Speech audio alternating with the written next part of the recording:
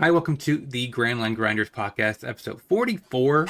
And today we're going to be talking about a little bit of the East meta right now. And then we're going to be talking about what we think the OP15 meta is going to look like here. So I thought it'd be much better to talk about the East meta a little bit, just to get a little bit discussion about the deck list that we're actually going to talk about later. If we have time, we might tackle the two spoilers that we got.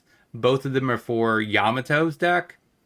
So we might tackle them. We'll see. But that's the goal today. How are you doing this week, favorite anime villain? Another week, another 7 days of existing, playing One Piece. Yeah, I'm excited for this week. Hopefully, because on this week there's gonna be I got two pre-releases set up.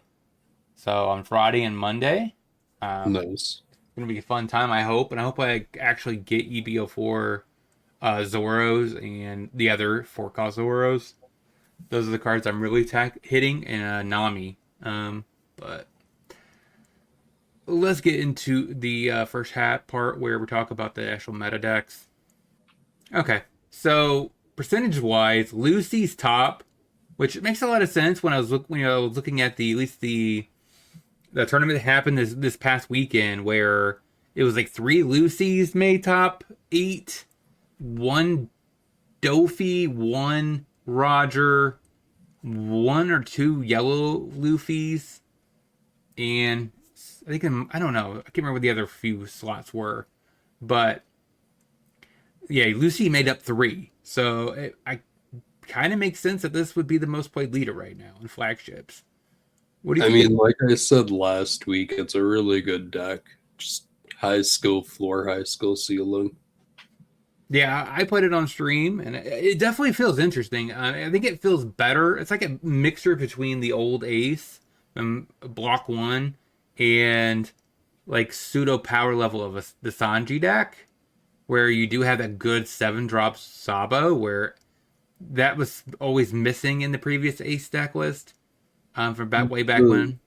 the issue with OP03 Ace is that it didn't really have good character support that incorporated into what the leader effect was trying to do. You Yeah, had crazy good Whitebeard support back then, but it wasn't cohesive with like bumping your leader or interacting with events. So yeah, it's just like two separate game plans. Like, oh, cool, I get to run all of these events, but and like they're all 1K counter essentially, but they don't do anything with the characters. And if I run characters, then I'm not drawing into my events and I'm not getting my leader effect. I used to play a lot of Ace back in the day, and it definitely struggled to like correctly maintain a balance between the two.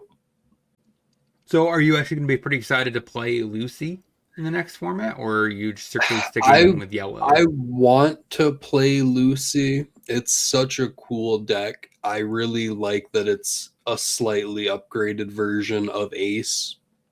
But Lucy as a character does nothing for me. I don't really love Dressrosa that much. I don't really love Revolutionary Army stuff that much.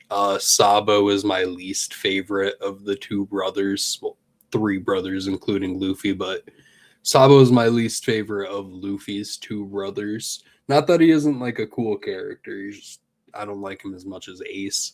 And even though all of these cards are just, words on cardboard, it's hard for me to separate characters from, Oh, yeah, or like cards from characters. So I usually only play what I like to play, and I don't like Sabo that much, so I don't think I'm gonna play Lucy. It's yeah. also like in my testing, it you can have hands where you see nothing but events, and you can have hands where you see nothing but characters, and then you're kind of just fucked either way. Yeah, and then you have like the God curve where you play the 4-drop into another even the Cavendish most likely, or Yeah, because that most 4-drop event that draws 2, trashes 1, and then plays a 4 cost is awesome. Like, if you see your Cavendish on 4 and then you see your Sabo blocker on 7-8, you feel unstoppable, especially if you get multiple of them out. Like, I've been rolled by, I guess it's not even being rolled because the deck has 12 plus searchers in it. But like, I've had someone drop quadruple Sabo into 4 Fire Fist to reduce my stuff by 8k. Like, it's strong, it makes moves, it just is probably bigger brain than I have. Yeah. And then we have Enel, which arguably for the last quite some time was the most played deck in the format. We can't really tell if that's because of the East wanting to play the newest leaders, or if it's because they think Enel's arguably the best deck in the format. Could be both, but what is your opinion Well, on Enel? so like overall, I just have to say they've only had OP15 for like 3 weeks. The meta is still very new over there. But I think Enel is really good.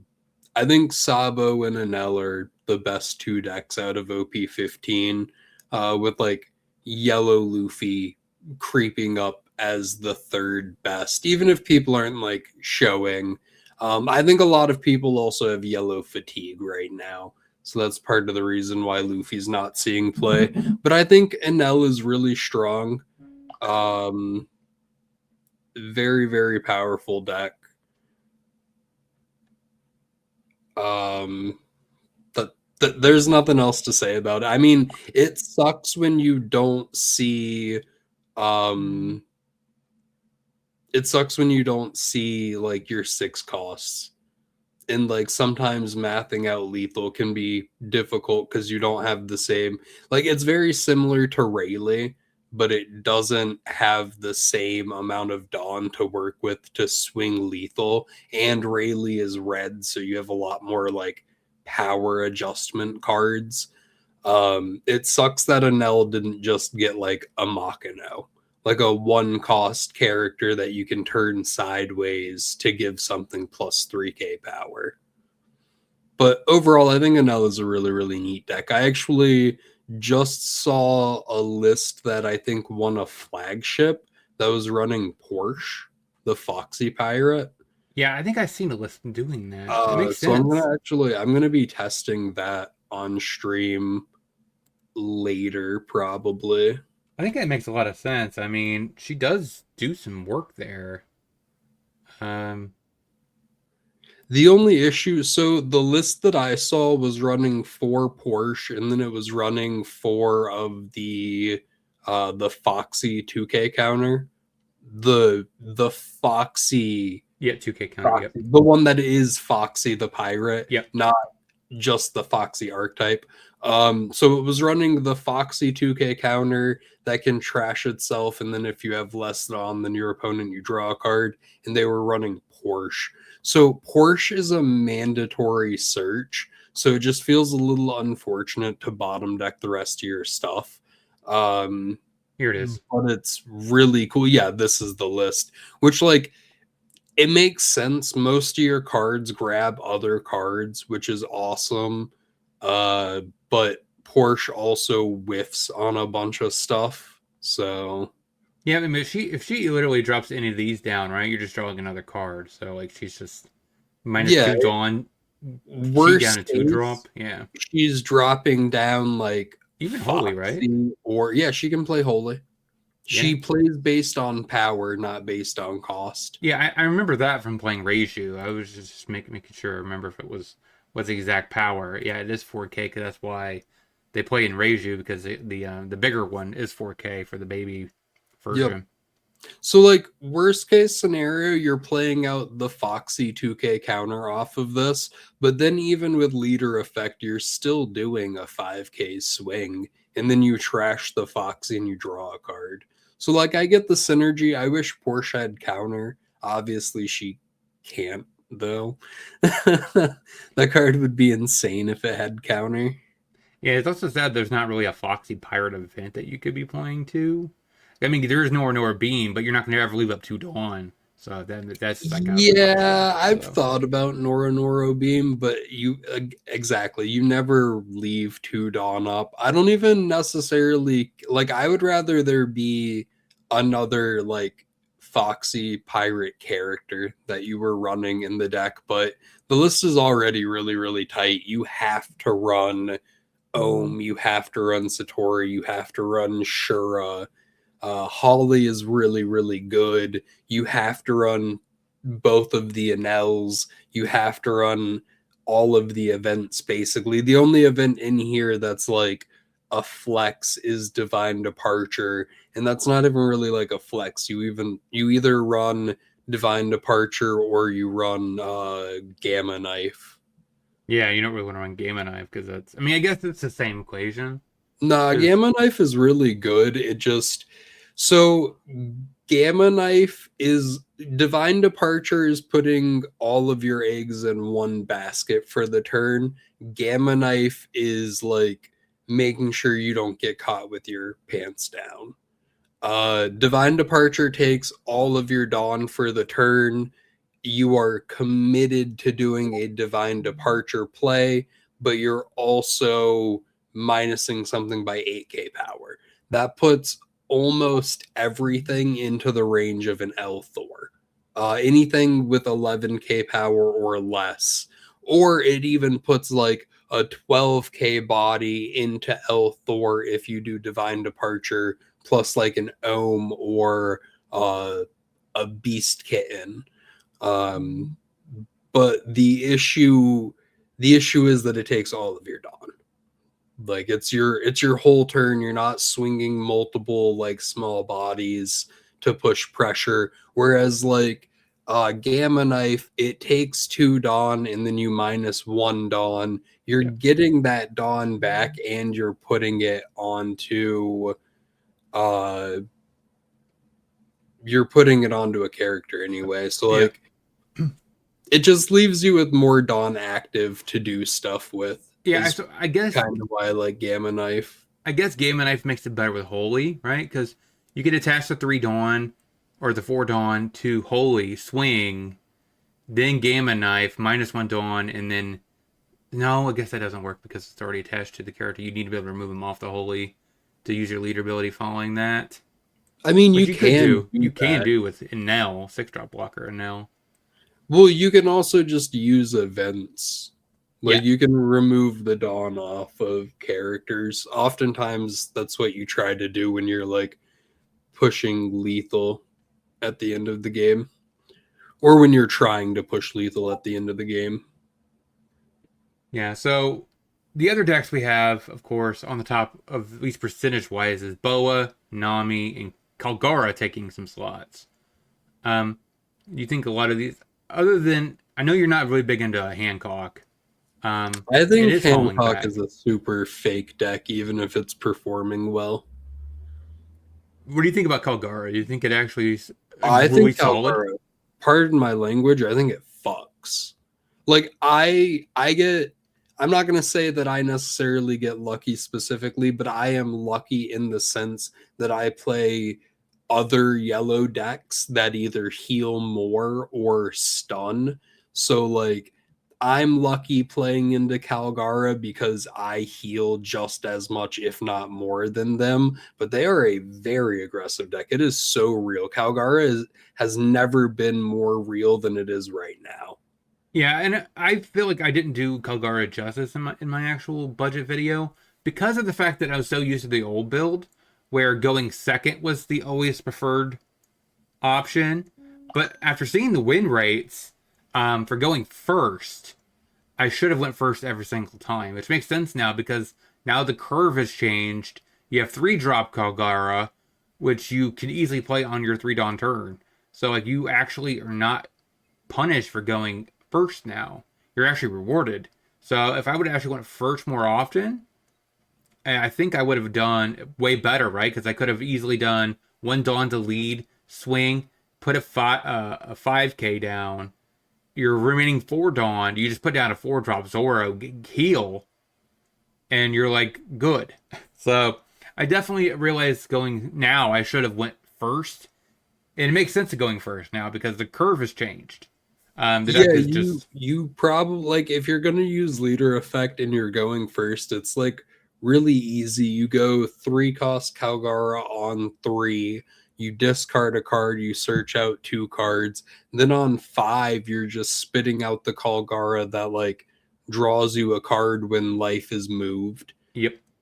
And then And or you're using like wiper if you need to. Then you're like whatever you're doing on 7, you're doing leader effect, and then you're like spitting out a Nolan to heal. Or like sometimes you don't even do that. Like sometimes you don't need it.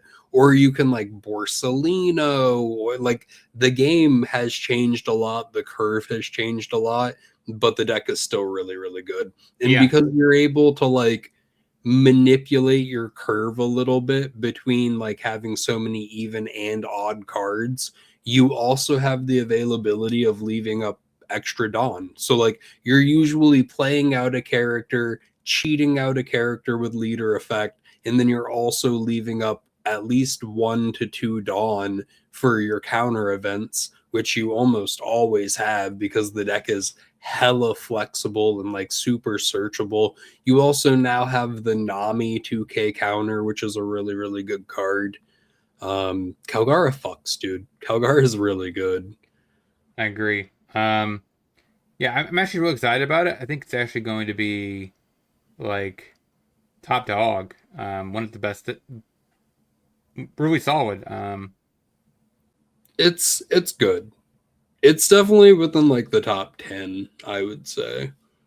Yeah, we're definitely going to be ranking him pretty soon. That's the goal of this podcast.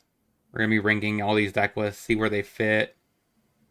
I have no idea. The OP15 meta is way too new to really like rank decks. Like even between last week and this week, the meta has changed so much. Like Lucy, I think was only like 10% of the meta last week, and now it's 23%. It's more than doubled in play. So it's like it's really hard to give rankings off of something that's as fresh as it is, especially when like we're gonna get it in a couple like a week and it's not even gonna be the same meta because we're not gonna have like Rygo, or we're gonna have Rygo, and we aren't gonna have Pudding or Red Rock. I guess Red Rock is technically leaving, would have been leaving regardless, but Mm-hmm. it does change. Like Nami becomes a lot worse of a deck without Pudding. Yeah, definitely, and it definitely hurts a lot of the matchups at least that I play, right? Because Roger and Red Rock. Nami and Pudding and Red Rock are kind of your worst parts. Your best cards against Roger, and also it's probably some of your best cards against something like Dofi, um, which I primarily play. So it's really good. Actually, even Crocodile gets a bonus, right? Because Croc also likes having a giant hand. Plus, it doesn't want its 8-drop Crocodile get tucked, so it also gains advantage. So those two cards alone leaving is going to shake up the meta quite a bit. I'm kind of excited to see how that actually pans out. But of course, this is just today's going to be predictions, okay? What we think based off the how strong the leader is, the card support it has. We're making predictions. It's definitely not going to be what it actually will become. I'm drawing a blank. I was looking for a deck list that we were talking about. Oh, it was Nami. I was looking for a Nami deck list, and I don't know if they have many Nami lists without Pudding. I mean, this one's not running Red Rock, but it's running Mihawk instead, which yeah, is also rotating out. yeah. I think that some decks are going to get really hosed. I think by this rotation, we're going to talk about them, probably rank them much lower because of that. Kind of blue as a color in general is like getting hosed.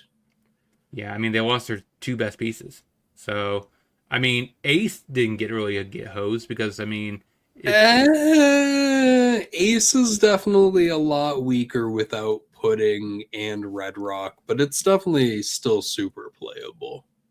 So it's It's like still a so 6K it's leader. so it's like weird, right? So it's like it loses matchup percentage points in certain matchups like Emu because it lost pudding, but at the same time it probably gains a little bit percentage points because now less decks can answer 10 drop Whitebeard. Well, So not that many decks could answer 10 drop Whitebeard to begin with. it's There's just blue only decks. Yeah. blue, which is the mirror, which has also now gotten harder because you can't answer your opponent's 10 drop. Yeah, unless it's Nami, right? Nami can't really answer it. Yeah, I guess they have Raygo now, so I guess that's technically an option. Yeah, I actually, weirdly enough, did play into a Nami earlier that was running Rygo, but I don't think it's going to be the norm. Like, I don't think people are going to run Rygo and Nami. Yeah, the only one I think that really gets the benefit, other than of course, and Nell, Yellow Nell, is Bonnie, right? Bonnie probably Yeah, will play Raigo. Vegapunk also gets a lot of buff with Rygo. Yeah, and so does Black Yellow Luffy. Yeah, So yeah, kind of though. Like, yes, but no. Like it's obviously the deck that got Rygo banned, but at the same time, I don't know. It's weird to try using a Rygo in Black Yellow Luffy at the point of the game that we're in now, at least. It feels a little bit more clunky. yeah, definitely power creep has taken its toll for sure. All right, so we're gonna go ahead and dive right into the ranking. So I already ranked the ones. Of course, I couldn't find one without the outdated one. So the banned slash rotated ones are already listed. The unplayable ones, I don't think we're gonna have much disagreement with. The Nami, it's unplayable because well, she doesn't have enough cards now, so physically she Oh, cannot be yeah, played. true, So true. Too much stuff rotates out. Is that even after the support from 14 or yeah, I think what I've EBO4? understood is she only has like 40 something with running full play sets, 40 something cards she can build up to a deck. So she's Well, like 6 cards short from an is that actual. including the stuff from EBO4? Because we got EBO4 cards that help Nami specifically. Uh, I have it pulled up on the sim. yeah, I'm pretty sure she does not have enough East Blue now. Kaya rotates out. Kaya does not. She stays. Does she? The one drop? She got rotated in PRBO too. Nojiko rotates. No, No, Nojiko she does not. stays. Damn. We're 2 cards short. Yeah, so by definition, she's unplayable. Yeah. So Like actually unplayable because we're 2 cards short.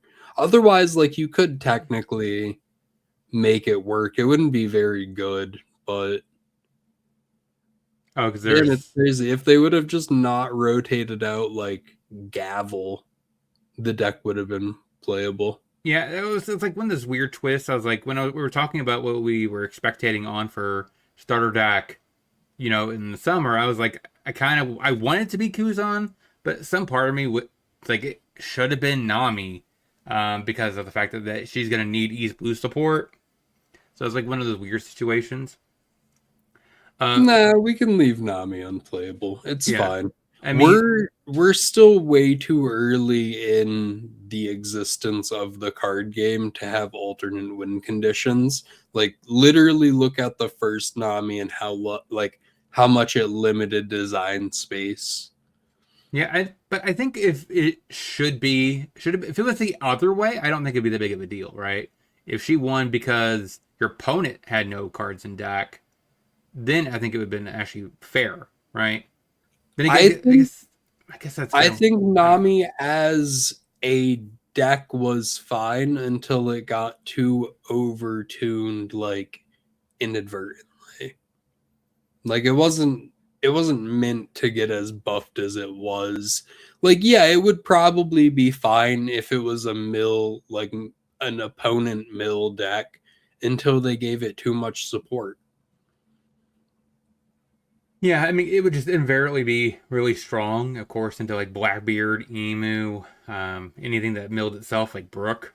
I guess Brook is kind of weird. If he didn't have a good enough board, he would be vulnerable. But so Well, I think milling your opponent, like Brook would probably be fucked if your opponent milled you out. Because, like, realistically, you'd probably end up milling them on your turn. Like, Nami was just like a counter heavy deck, very defensive. Or at least it ended up being built that way. But, like, the initial idea of it was to be an offensive deck. Like it was supposed to be battle oriented. A lot of cards were designed to like mill a card if you did damage to your opponent. yeah. Um. So the other critique things I've done here, Hody Jones, I just don't think we're gonna have much debate about. Sabo, there's no reason to play the Sabo. There's a newer Sabo. It's kind of like weird. Shanks has been just power corrupt. It's kind of just like weaker ace by modern standards.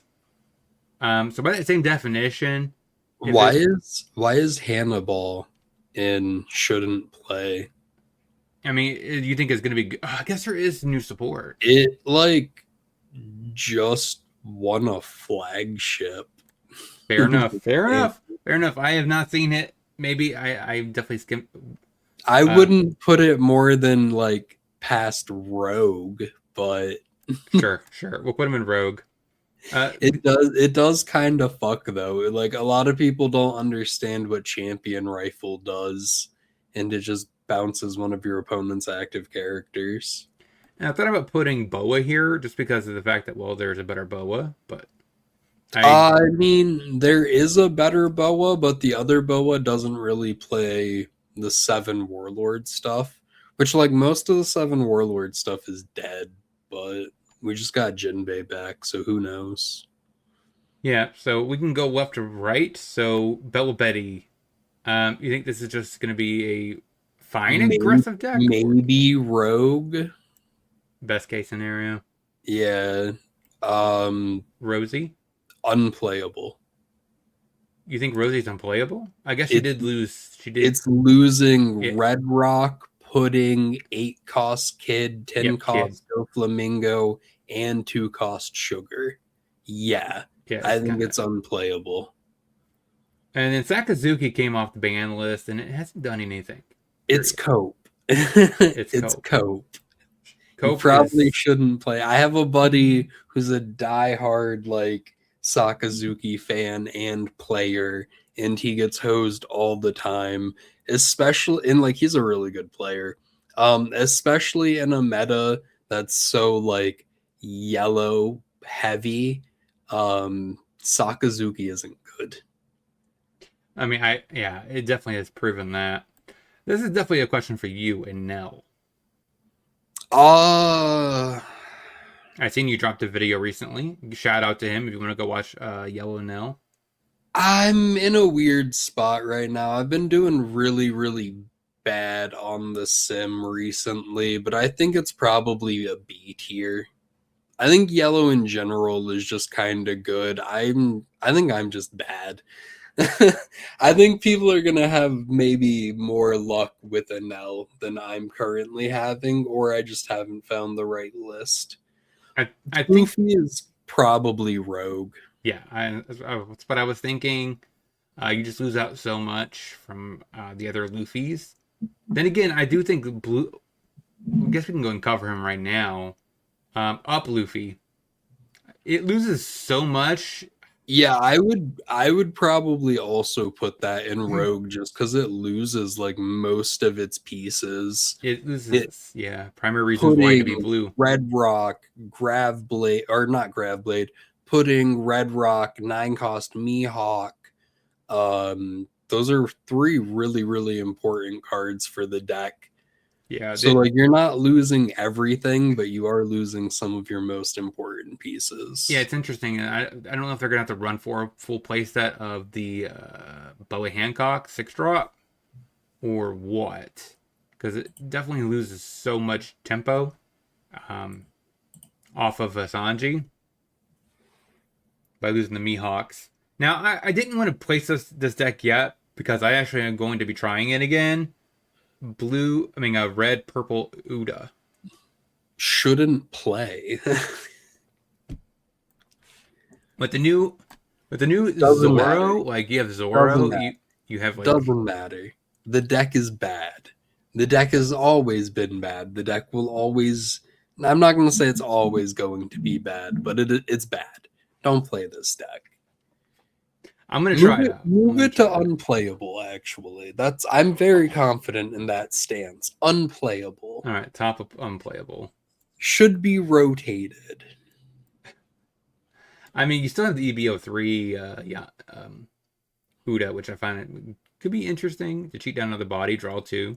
You mean the one that cheats out a vanilla? Mm-hmm. So good. Any deck that like wants you to run more vanillas is bad. Yeah, they're primarily going to be used to pitch to ramp. So I'm kind of interested to see how that pans out. But Ooh, I don't have high expectations for you it. could pitch to ramp good cards that actually do stuff. So the question is Perona shouldn't play? I don't know. Is it Rogue? I know one person that copes on Perona, but he's also not that good of a player, so I don't know how good it is. A lot of the stuff is just like it's been power crap. Yamato. Oh, like maybe Rogue, maybe. Fair enough. Any format that has like a lot of blockers is really bad for Yamato. And it got like the 5-cost yellow Yamato, but it didn't get anything else.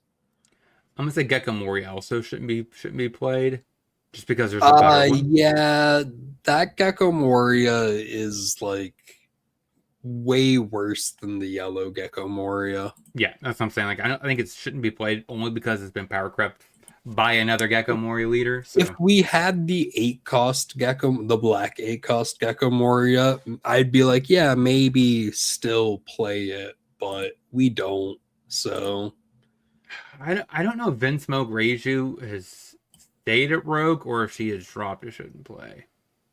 I mean, it's probably Rogue realistically. People are going to play it, but they're gonna try jamming in like the Sky Island support. Sky Island support. Oh, from Purple Luffy. I mean, from Purple and Now. Yeah, like sense. Realistically, people are absolutely going to try keeping their Dawn at 6 or less. That way they can have a 6-8 on field.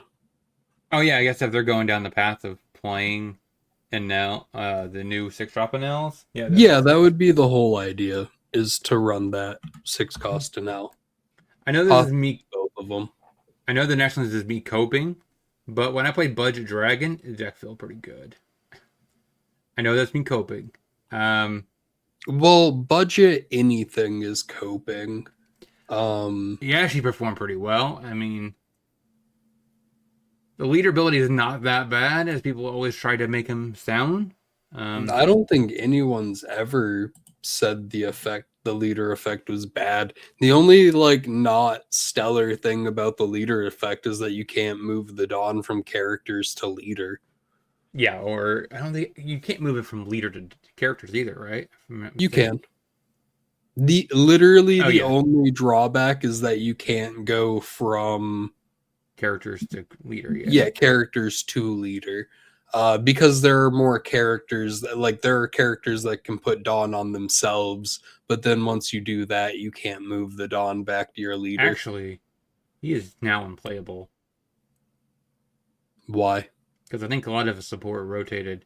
He's like the Luffy thing from Block 1, where he... I mean, he's not unplayable. His support didn't rotate out. The support that he used rotated out. His support is Revolutionary Army, which didn't get touched at all. Yeah, I mean, yeah. That is valid. Technically, like a couple pieces got rotated out of his deck, but he still has hella good shit that can be played. Karasu's still a hell of a drug. Yeah. I'm surprised Sabo never tried to pick him up. Karasu? Yeah, I see. There are lists that ran it. It's just less effective. Yeah, when everyone's like a 7 8K lead, it's less effective to -1. Well, that and you still have to have one Dawn active. Like you still have to have a Dawn to maneuver to put on the Karasu even after leader effect. That's why like Betty was so good at utilizing because the leader effect Yeah, just put added the 3. Karasu at the range it needed to be.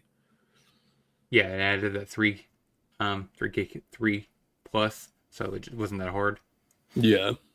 So Bonnie, I'm assuming that's gonna be around B.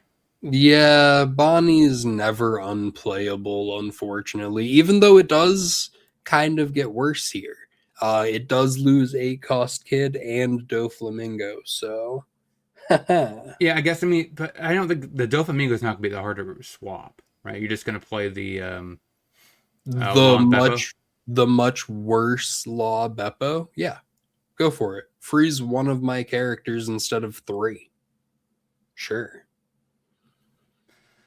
And make your leader a 7K, but it's like, I don't know. So It's when every leader can make itself 7K, it is doesn't it matter. really that big of a deal? Yeah. Uh, Foxy, do you put that as a B or a Rogue? Probably Rogue. I don't. No one's playing Foxy right now, so it's like hard to know how good it is in the next format. It it probably is pretty decent. Can it be? It's. Eventually, it has to be decent into an L, right? Because I I mean, mean, resting why? the lead, you could You then don't. rest two big One. You bodies. don't. You don't get to rest the leader. You get to rest characters. So You get to like freeze. You get to freeze the leader. you get to freeze a leader if your opponent doesn't play around it. Yes. Which anyone who's played against Foxy will do. Like it's not like a specific deck that you don't swing your leader into Foxy. You only swing your leader into Foxy when you know it's going to restand. So like your first 2 turns of the game, and then you don't swing your leader again until you're going for lethal. Yeah. Well, And I like mean, it helps. you're spitting out enough little bodies every turn. You can just poke with sevens. And then like also however many big bodies you have that they can't freeze every turn. Like they're going to freeze one of your big bodies and it's going to be useless for the rest of the game. And then maybe they'll freeze 2 of them for a turn or two. But I actually think Anel would probably do fine into Foxy. I'm kind of intrigued. Maybe I actually got to try Foxy in the OP15 for a I video. think if anything, Foxy, like Inella's probably one of the decks that does considerably better into Foxy, just with how like an experienced person would play it. Because like Sabo, there's not much you can do. Your Sabos are getting rested, or with Lucy, there's not much you can do. Your Sabos are getting rested, and then you're getting swung into. Yeah, and you're freezing it down. Yeah. Because like I think Lucy is already weak to getting swung into, even though you barely run any bricks in the deck. You also don't run a lot of characters, so you're pretty weak to Getting locked. yeah, to getting like pressured down quickly unless you see your blockers. Like obviously Lucy lives and dies by its 7 cost Sabo blockers. Next is an interesting choice. You shouldn't play it, dog. You just shouldn't play it. Shouldn't play it. Top of shouldn't play it. Removal is so bad. Like KO based removal, especially. So bad. So bad. Vegapunk. Probably Rogue, maybe B. I don't know. It's Cope. It's still fucking a mediocre deck, but Quasar Borso Loop is pretty good. I guess the question is it the where does it rank among the worst of the yellows? Because Kid's here too, right? That's like the other, probably at the bottom of the barrel for yellow today. Probably. Is it also a rogue deck, or do you consider it to be shouldn't play? Probably like the very bottom of rogue. Like you might be able to squeeze something out just because you're playing a bunch of blockers basically, but the deck's very outdated. Yeah, it might come back with the starter decks, but I don't know. Bonnie, I think, is under B. Like she kind of. Yeah, I think Bonnie's probably fine. It didn't really. It got Borsalino. Really, just like anything that's Borso Quasar locking is probably fine. I mean, Like definitely. at least Rogue at the very least, just because you can chance out having 8 extra life. All right, the first S tier deck, Chopper. Uh, Unplayable, honestly. You lose one of your best pieces with rotation. Yeah, how much of the animal package stuff does he lose? Not a ton. It's just you lose the 3 cost chopper that cheats out 4K power or less. The 3-drop 5,000. No, the 3 drop 4,000. Oh yeah. The 3/5 is only on your turn on play when attacking. Yeah, The other one is just on on play. play. So you'd be able to shut up and come, play that one out, and then also play another character out on your opponent's turn.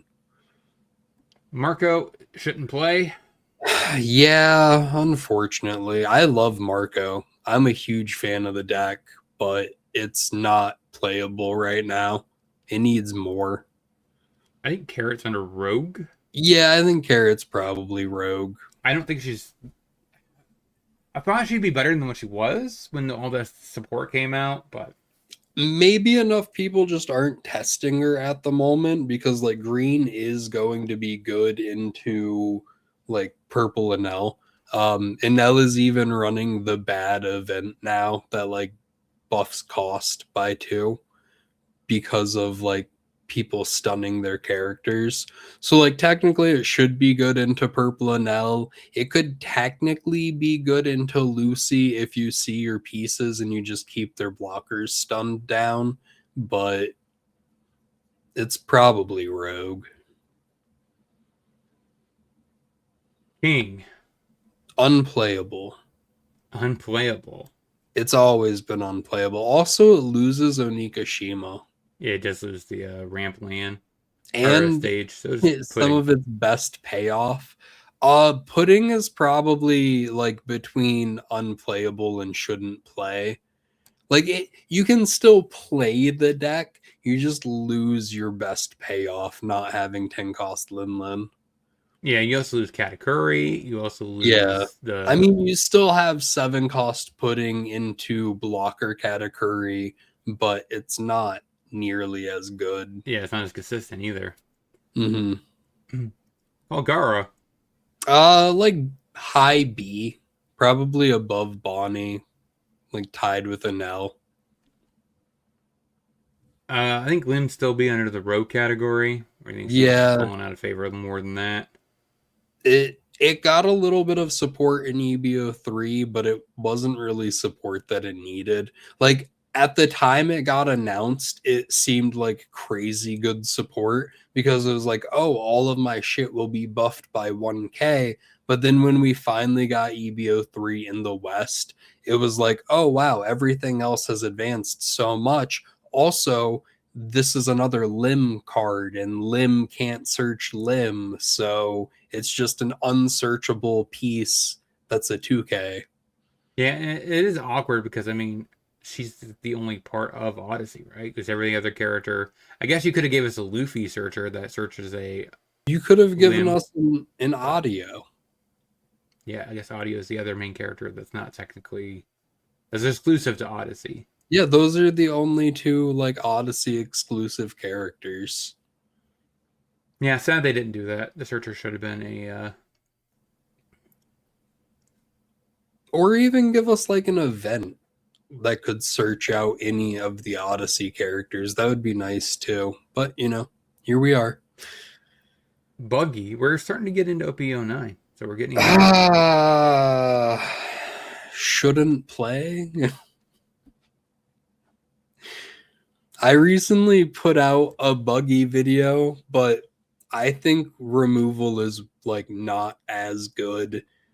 Um, It also kind of hurts. Like, what is Bootlicker Buggy doing against P and L? Right, it stops Holy. nothing. It It stops stops Holy. Holy, but Holy still gives double attack to Ohm, so like it does nothing. Yeah, so like against the best aggressive deck, like what is it's not doing anything. Against Sabo, it kind of just gets outpaced because they run Berry Berry Pistol, and then like sure you can red rock their Sabos, but you don't really have a way. I guess you can shut down Cavendish actually, so you might be good into Lucy. Yeah, that's like their Theoretically. primary attackers are fours. So But you're probably shit out of luck into a Nell and OP15 Luffy.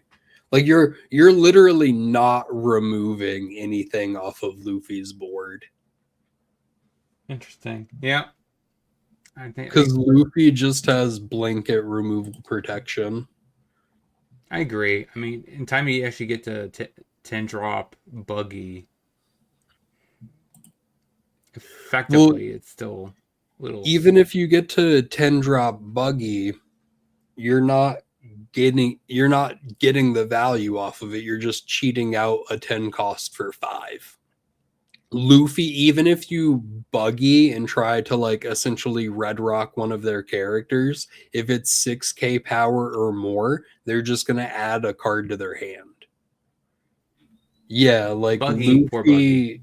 Luffy is like removal against KO or bottom decking or battle. It just protects its characters by taking a life. Yeah. Let's go through the decks that I think that are a little easier as well. Caesar Clown, Probably shouldn't play. It doesn't really have the support that it needs. Smoker. Like Rogue. I don't think Smoker will ever not be Rogue. Law. It, Kind of unplayable at the moment. yeah, I know they had all their support basically left. You lose your two of your best green supernovas with the blocker law and the restand law. I've understood Odin also lost a lot. Yeah, all of its green Wano support. Yeah, I think that also makes it unplayable. Sadly, Sugar's probably going to be easy to place as You well. probably should just like not play it Yeah, realistically, unless you're in like a specific narrowed down format like the Heroin Cup. And even in the Heroin Cup, it wasn't that good. a deck that did get some support, Usopp. What do you think, Usopp? Yeah, probably still shouldn't play it though. Yeah, it's just like it's worse Lucy. So, Yeah, basically. but I mean, if you wanted to play a deck that's because it's interesting and you can play Rebecca cheating down a Sabo, sure, it's got some stuff, but I don't know. I faced it a couple times, did not seem that impressed by it. Uh, Green Jinbei. I wouldn't play it. It's not very good. It's much worse Blue Jinbei. And even that's not very good. Surprisingly, a lot of people have. I mean, some people have done quite well with the deck. I think it got first place in a flagship recently. Must have been some real bad players in that flagship. I don't know what to tell you. Fair. And okay, moving on. So, Peanut Butter Luffy. Probably Rogue, like maybe B tier. It does I get think it's some better really than. solid support. I think it's Um, better than the other two Luffys. yeah, I don't know if it's better than Pluffy in like a vacuum, like where it's just the two of them, but I think it probably has better cards and better plays. Like Pluffy is just a little outdated. We haven't really gotten much generic purple support in a while. Yeah, purple has been kind of getting shafted recently. I mean, not really. I got a little bit of from Roger, but Just because like Roger didn't give generic support doesn't mean purple's getting shafted. so what do you think about Robin? Probably Rogue. I have seen some people playing like Sky Island Robin, which is cool, but it's still Rogue. This is going to be the interesting one that I kind of want to get your opinion on. Teach. Probably like B tier, maybe even A tier. I don't know. It's still just an annoying ass deck that shuts down every I other could see deck. this. Like it, it probably will actually struggle into Golgara, but Nell is gonna just it's gonna crush a Nell. It's gonna crush from a lot of yellow decks, even It's inherently going to crush a lot of decks in general because a lot of in Lucy. decks aren't designed, or like Bandai designed a card game where everything generates immediate value, and then they created one deck that says, hey, immediate value is bad. So like, yes, Teach isn't even good as its own deck in OP15. It's just good into other decks, which is really fucking annoying. Like it's good into yellow as a whole color. It's good into purple and L. Like it's specifically probably the best deck into purple and L, which is stupid as fuck. And it's also like, hey, Lucy, your Sapo's turned off. Good job. Yeah, but then Saba was still playing Cavendishes. a 7 cost 9k body, and they can just reduce the power of your Teach and then like bottom deck it, or they can just bottom deck your Jesus Burgess. Like Yeah, yeah, because of the old it OB10. it certainly makes Lucy worse, but I think Lucy probably plays fine into Teach still. I'm actually intrigued. I actually should play that matchup and see how that pans out. What do you think about Kobe? I think Kobe smacks. I think it's probably like B tier. I could agree It with was that. actually it was tearing up the meta in Japan before they got 15, because they had EBO4 and then they got 15. So in that like time in between, it was doing really well. It was the Kobe format essentially. Yeah, because they got EBO4 way before Yep. OP, or not way before, but they got it like for a month or so, like where they actually Yeah, got yeah, yeah. They had like a month or a month and a half where they just had like EBO4 format. yeah, lucky them. Um, Shirahoshi. Like Rogue.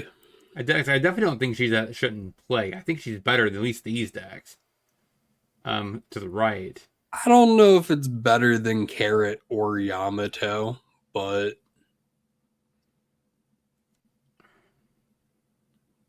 If she ever got like a super rare or something, she'd probably slap pretty hard. But I mean, it really depends on what the super rare did. like a just a good like I 2K mean, counter or technically, can't she run the Jinbei super yes, rare?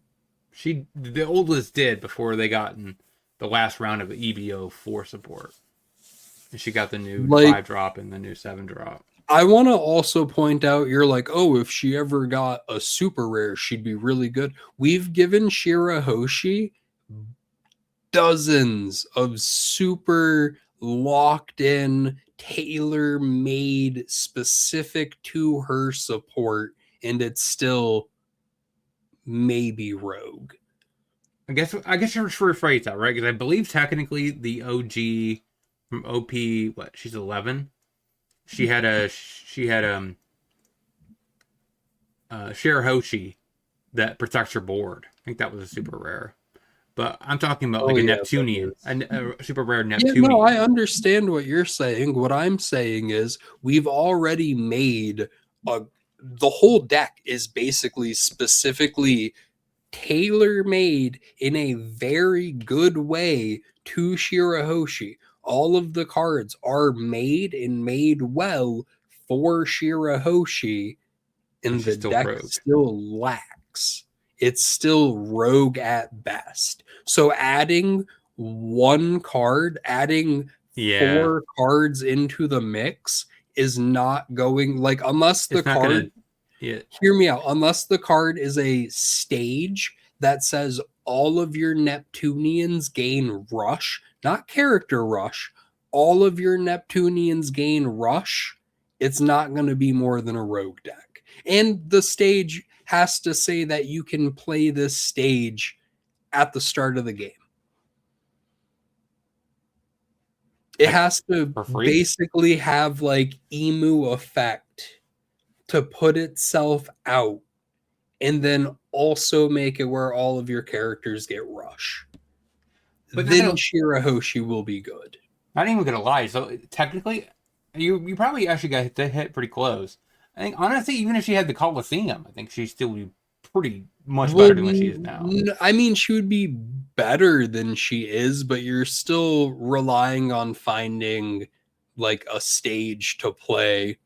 And then, like, she has a character that has character rush already. Yeah, she has the 8/7 drop, new one. I don't remember what it is. It might be I think she's I think 7 it's 8. like a 6/8. It might be a 7/8. But yeah, it's like the white bird, I think. Maybe it's not. Maybe it's a frog or some other sort of Yeah, sea beast. But yeah. yes, she has a character rush card already, and it's not bad It's yeah. for sure. It's like a good card. First potential S tier deck. Nami. Nah. A. A tier. Maybe if we didn't lose Pudding and Red Rock. My favorite deck of all time. Actually, first or second. Rogue. Katakuri. I am kind of intrigued to see how he does with the new starter deck that might lift Well, him up. we But don't literally we're not know near that any point. of the cards yet. So Yeah.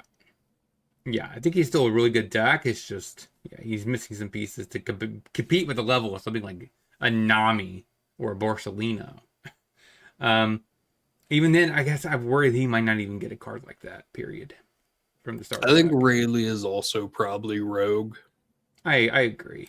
Like, I think Rogue. someone with a lot of skill is gonna maybe pilot it, but there are so many other decks doing so much more that I could absolutely see Rayleigh just not even getting played. Yeah, so the issue like with Rayleigh, right, is he's not like a great deck, but he requires so much skill from the player. So it basically would have to be a pro. And a pro is not going to play Rayleigh because they're A going to play a pro is really good deck. a So pro is just gonna play purple and L. yeah, so that's what I'm saying. Like that's like the Rayleigh biggest knock 2.0. to Rayleigh is the fact that it requires a pro to know how the 100% the math and the brain power of that deck, and there's no advantage for it. So this is actually an interesting one because I gotta imagine Zoro gains some advantage here Zoro against is P like and L probably B tier right now. because have you seen any of the matches between Zoro and P and L? Like, is it good for Zoro?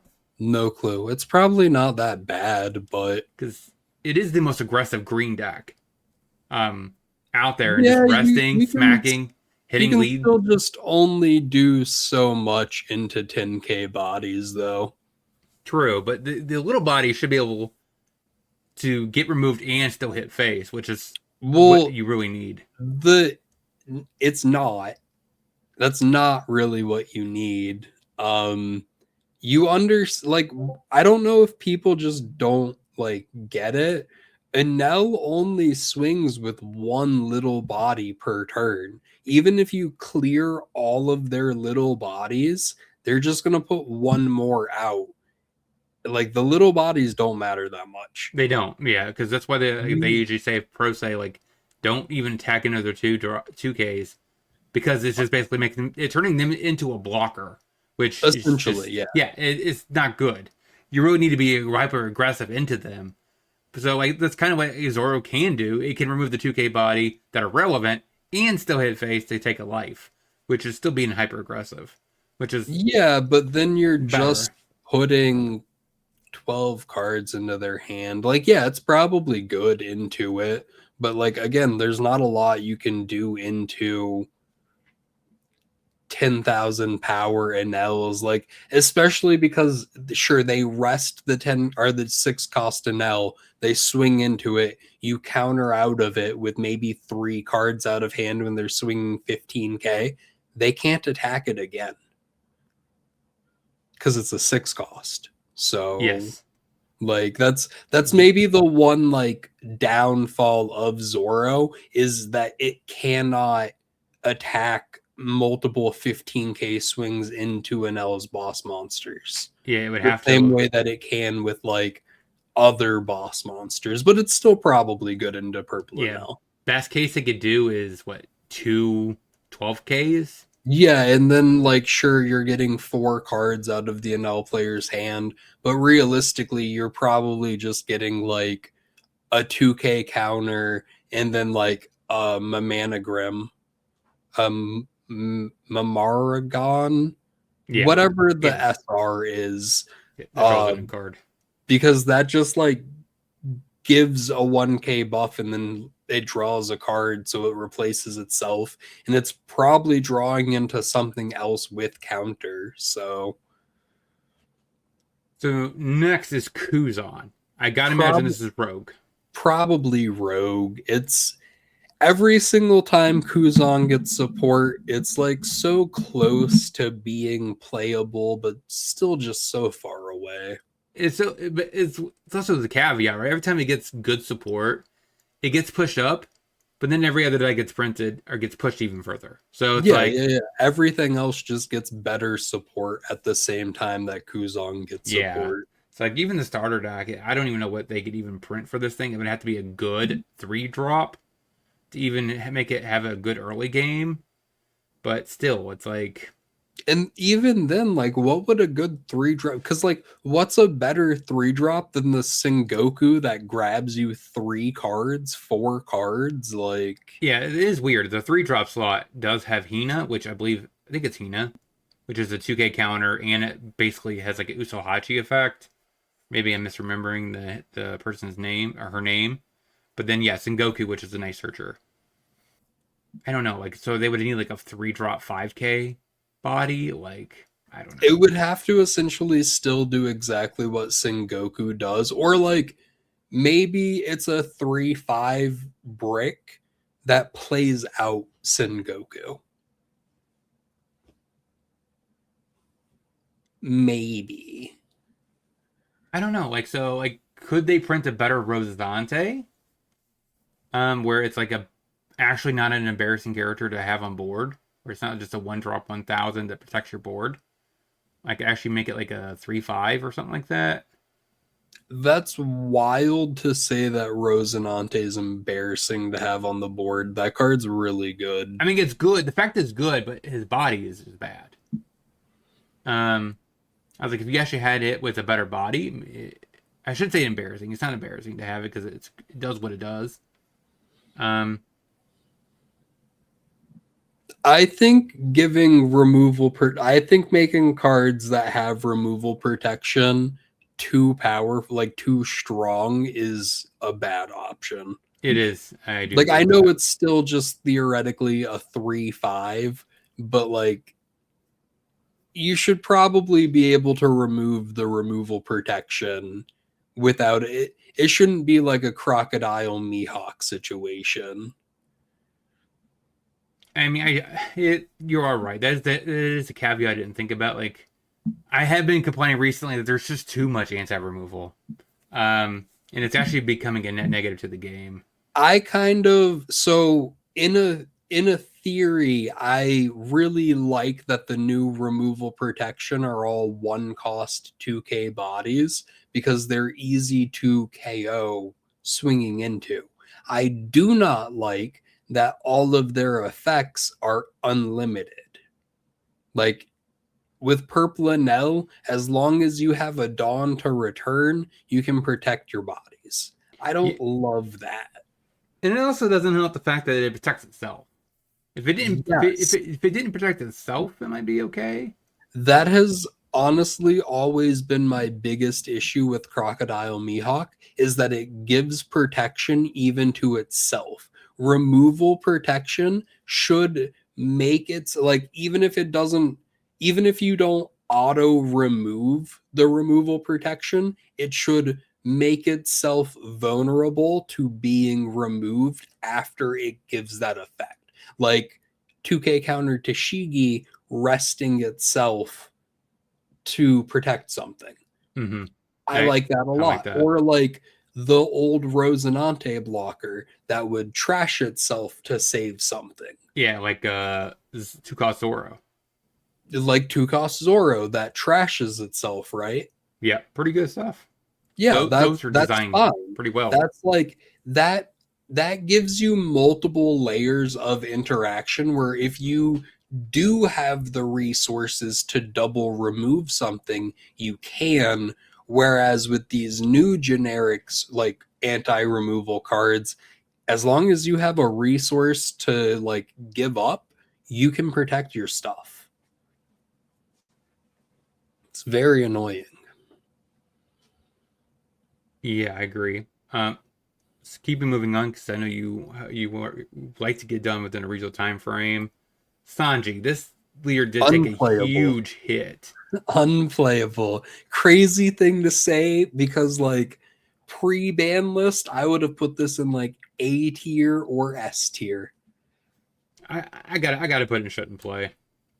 I don't think it's like it I, still it's has. it's technically playable in the sense that you have enough cards that can fill the deck, but you probably shouldn't play it because it's going to be bad without its two of its best pieces.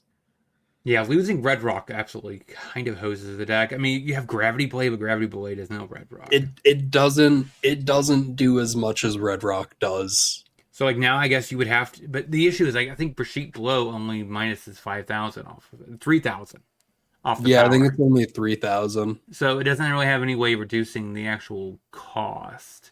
I guess you could run like Berry Berry Pistol and like because that does it based off of power, it removes a 6K.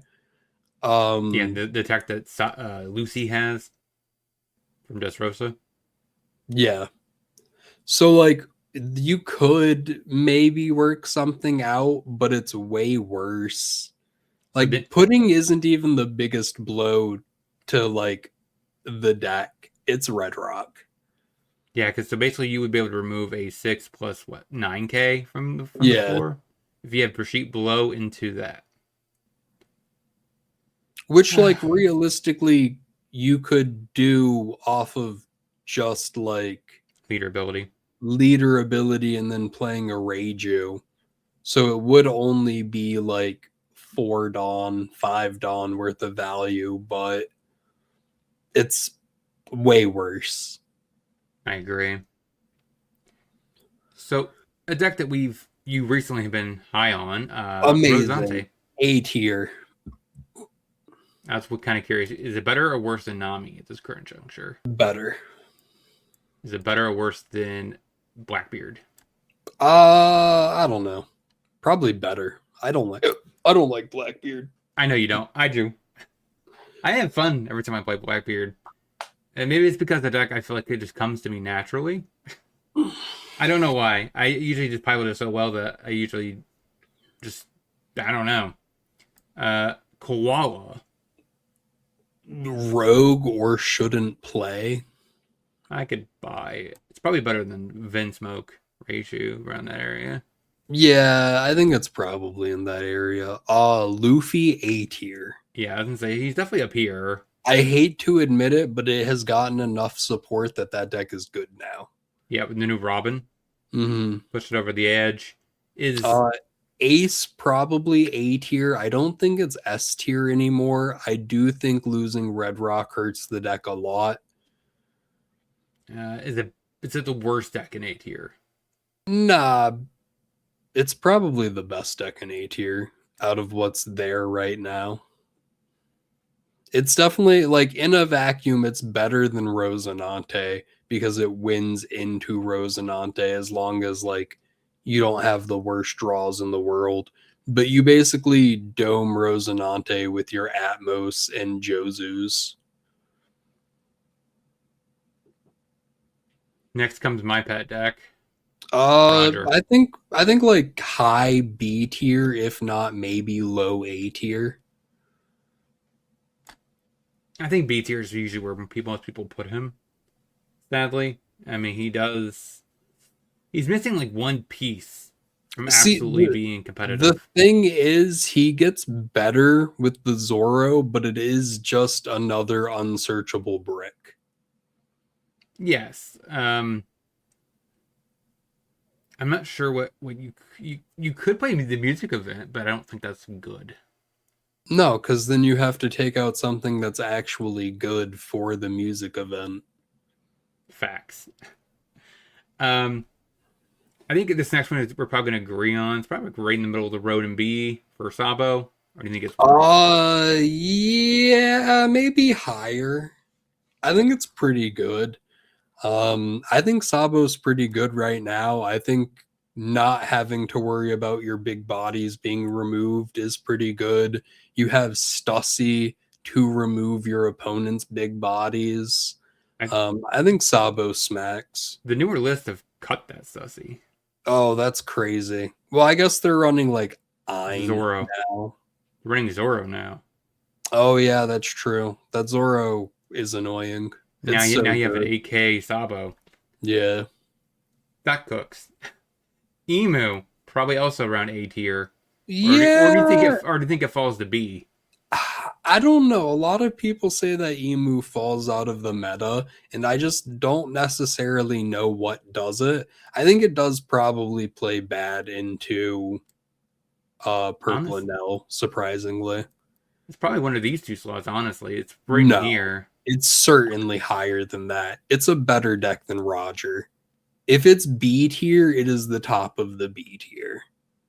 It beats every single deck in that except maybe no, it beats all of them. Actually, I think Roger's favored into If it. they ramp super It quickly. is very consistent, so you got the AOR right there. If it Like hits his normal Emu, draw, it will win. If it blunders, yeah, it ain't which beating nothing. it's equally as likely to do. Yes. Law. Very interesting deck. Med was high on Rogue, it. Rogue, maybe as much as I want it to be like better, it's not. It needs a couple more pieces. Actually, It does. It four, like does need a couple more pieces. And like we get another piece for it in EB04. It's like a 3/5, a 2K which is counter. good for the deck, but it's not it, chat. It's not. Mihawk. Like high B tier. Like right there, probably. Yeah. Nah, probably above Roger, just because it plays better into a lot of other stuff. Jinbei. Shouldn't play. Just GG. on personal bias. It's maybe Rogue. It's an okay Okay, deck. that's fine. We'll put him next to the green buddy Yeah, Jinbei. but above because he's better. Yeah. Yeah, Perfect. right above each other. Yeah, perfect. Boa Boa. probably A tier just because it's doing stupid fucking Quasar stuff. You think it's high A or is it bottom of the barrel? Everyone else is saying that it's high A. I mean, I think it plays good into a handful of the other decks for sure. It kind of gets hosed by Nami, but it does good into Rosinante. Here comes the next level. All three of these next few decks are really good now. So Crocodile picked up the new 7-drop Luffy, which makes him a 7K Okay, I multi. know you're super jazzed on it, but you're adding an unsearchable card into the deck. You cannot base something being like super good because it got this one card that we can't find, and if we don't see it, we're just as bad as we used to be. Like I think yeah, it's probably B tier, but like I don't think the Luffy is the godsend card that just like, oh, now this is the best deck in the meta. I never said it was the best deck in the meta. I it didn't say is. you did. I'm just saying, just because it got one unsearchable card that is good in the deck doesn't make it like leagues ahead of where it was. It now has to roll higher to do better. I think it is significantly better than what it was. But how As much? long as you find your one card that you can't search for, Well, which like it's more of it replaces cards that were honestly not that great to begin with. Like honestly, that they've cut double finger out of the deck entirely.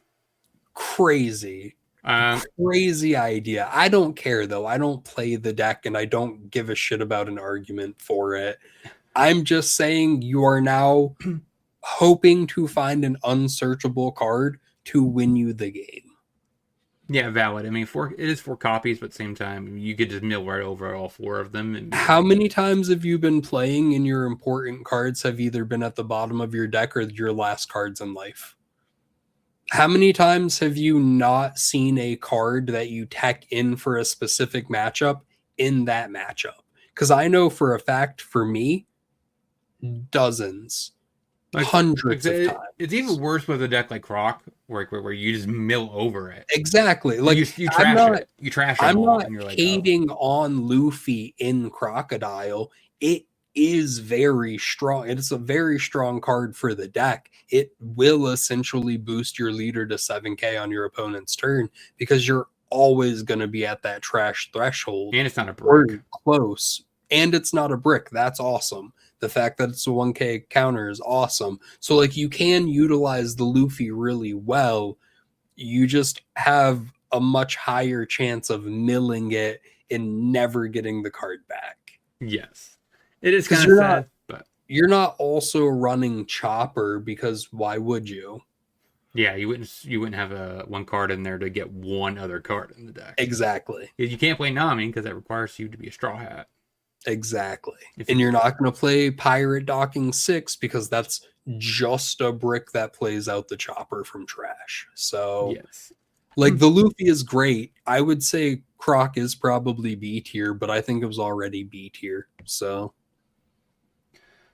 Gecko Moria, it got some new pieces. I think also probably B tier, right around Crocodile. You think Um, it's better or worse than Croc? I think it's probably more consistent than Croc. I can see that. Just because like the pieces that it got in the deck are actually searchable and like easy to combo with. So before we get into the OP15 stuff and stuff like that, the newer stuff, let's We get. didn't even finish OP14, I know brother, I'm like dreading putting the. We could put them up here. because Um, it's Rogue. I would not put him that low. I would. I'd put him in Rogue from the beginning of when he came out to right now to forever in the future, dude. I'm not a Dofi believer. I think the deck is like I mean, okay. even when it was ran in the top 10, like it still got 55% win rates. It has a good flat win rate across the board most of the I time. think I've lost to Doflamingo like twice. It has a really powerful effect, but it just feels like it's getting crept out. Like, or people just know how to play against it. Put it in B tier if you're like so inclined, but I I would put think it right it's here. one of the worst decks in B tier. In a vacuum and into everything in A tier.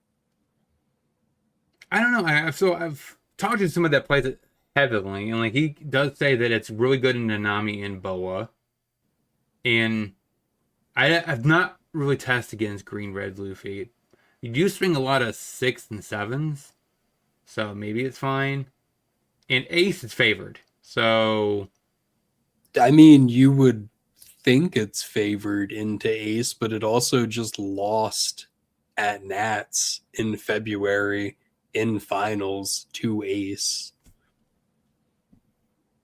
fair. I mean, it's also like if you like said you would want to go first, It maybe. also just lost in semifinals to Emu at Worlds.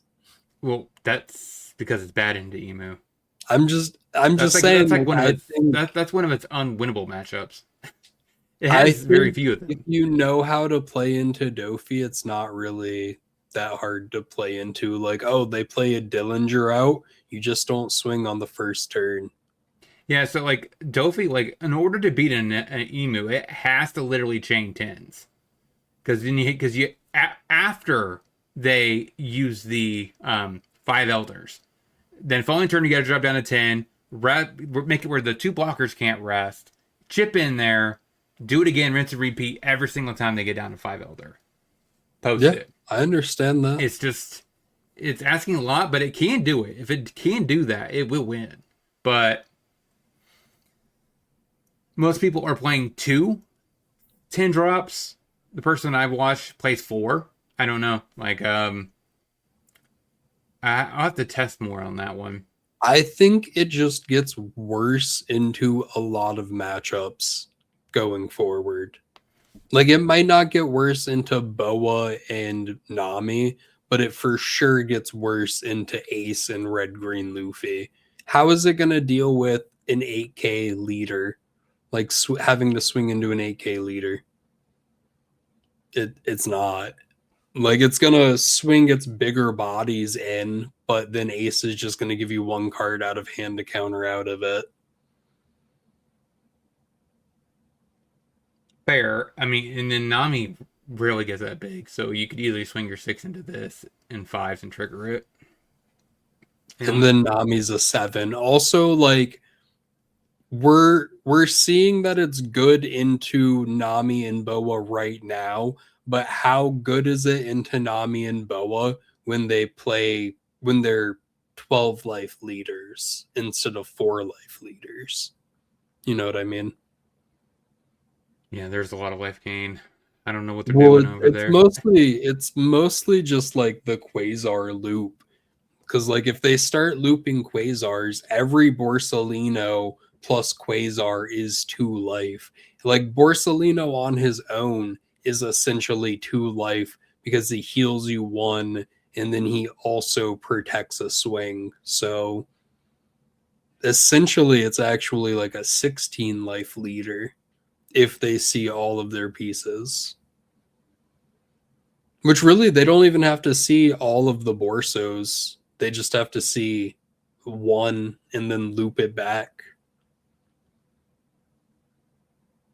So let's truck through this half right here. Sanji. So this leader's iffy to me. Like, Probably Rogue. It gets the Zeph from EBO4, but it's still like a mediocre leader.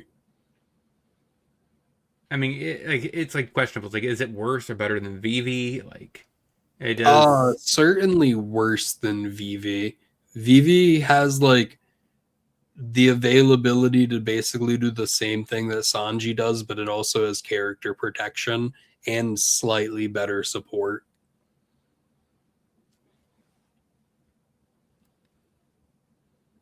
So next is Red Purple. Rogue. Red Purple is also Rogue. I can see that. He does gain quite a bit of support with Zoro. Yeah, it's Um, still a 3 life leader though.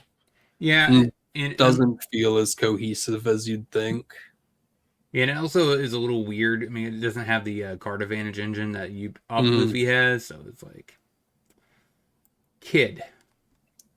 shouldn't play. Further down, put him next to like Rosinante. Rosinante. Oh, Rosinante is an unplayable. Put him next to Usopp. Oh, that's pretty far down.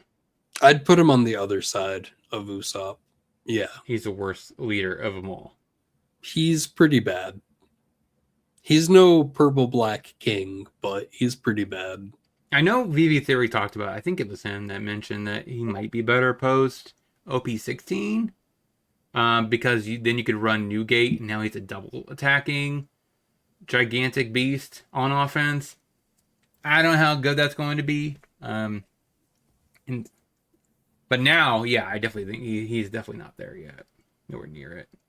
Uda also probably shouldn't play. Yeah, I don't even like first off, most of its good support rotates out, and the support that they did give it isn't that good. Like it's the support that it got in OP13 is really good support. It's not really good support for Uta. So next is Zanji. What do you think about Zanji? I think that's Rogue. Bottom of the barrel or mid pack? Nah, like mid. It's probably better than Bell Betty, Hannibal. Is it better than Carrot? Probably. Probably right around Carrot. I could see that. Next is our red yellow Sabo, which just gained a lot of support. Probably Technically, like the bottom of row or bottom of B tier. okay, It was that makes more sense. I was like, it was Rogue. doing a lot with like Thriller Bark, but it's still just Thriller Bark slop. Oh, it's Thrill Bark plus. I think it plays the new Zoro. It plays. Probably. It actually. I think it looks the best of the three brothers, except for Uh Black Yellow. Disagree. This is the worst of the three brothers. Ace. Disagree. Ace just won a flagship. Ace is making tons of waves with the new OP15 Luffy. So where do you think this fits? B. Like B around the same spot as Sabo. So you said it's way better than the Sabo, so I'll have to put a little bit of a deck between it. Black Yellow Luffy. Copium. No, I think it's also B tier. Is it the worst of the three? No, I think Sabo's the worst of the three, but Interesting. I mean, Sabo, dude. I faced Sabo and I was like, this deck is insane. Like I've lost to a literally, Sabo one time in my life. it was recently. I was like, this deck literally gained so much life because all of these roller bark, they never lose on board tempo either. It's like, geez, you guys. I don't Maybe know. I'm just luckier than my opponent. I don't know. Black Luffy, copium. I've heard a lot of people talking about Black Luffy, but I have no idea how good it's going to be. You think it's just rogue at this point? Probably until it like puts up some results, but it does get all of the same like black support that all the other black straw hats get. And plus, he gets like what a 1K bonus. Like Yeah. it's a 5 life 6K lead, Mm-hmm. pretty much most of the time. Um, Red Luffy. You just shouldn't play it. You just shouldn't play it. I know it's getting a starter deck. I don't care. I'm gonna try to keep those two vertical from each other. I mean, I think he's interesting, but at the same time, like red is so weak as a color that it's just hard to put a deck together with that. Last but not least is starter deck 22. I Ace think Gate. it just shouldn't be played, but not because it's like bad. I think it's a fine deck, but like just play red blue ace instead. Yeah, so for the same reason the Sabo. Yeah, The literally Sabo's a good deck. It's for just the same reason as the Sabo, like the original Sabo isn't even bad. It's just that we have a way better one with the same color. Like yeah. That's respectable. The only thing you like gain is you gain 2 life and 1 less power, but Ace no. Newgate is basically just Marco, but worse, which means it's just way worse red blue ace. Where is Sabo? I mean, he's right here, so he should be right here then. Marco should be ahead of it. Okay, Yes, technically. I was just making sure. Okay, now it comes down to the new stuff, like a lot of the new stuff, and of course, Great Bluefy. Let's talk about Great Bluefy first.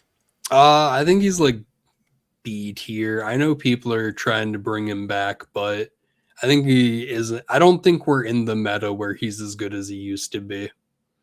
Yeah, then Like they I basically think only gain Nico Robin, and they gain the event from OP14, I think, or is it 13?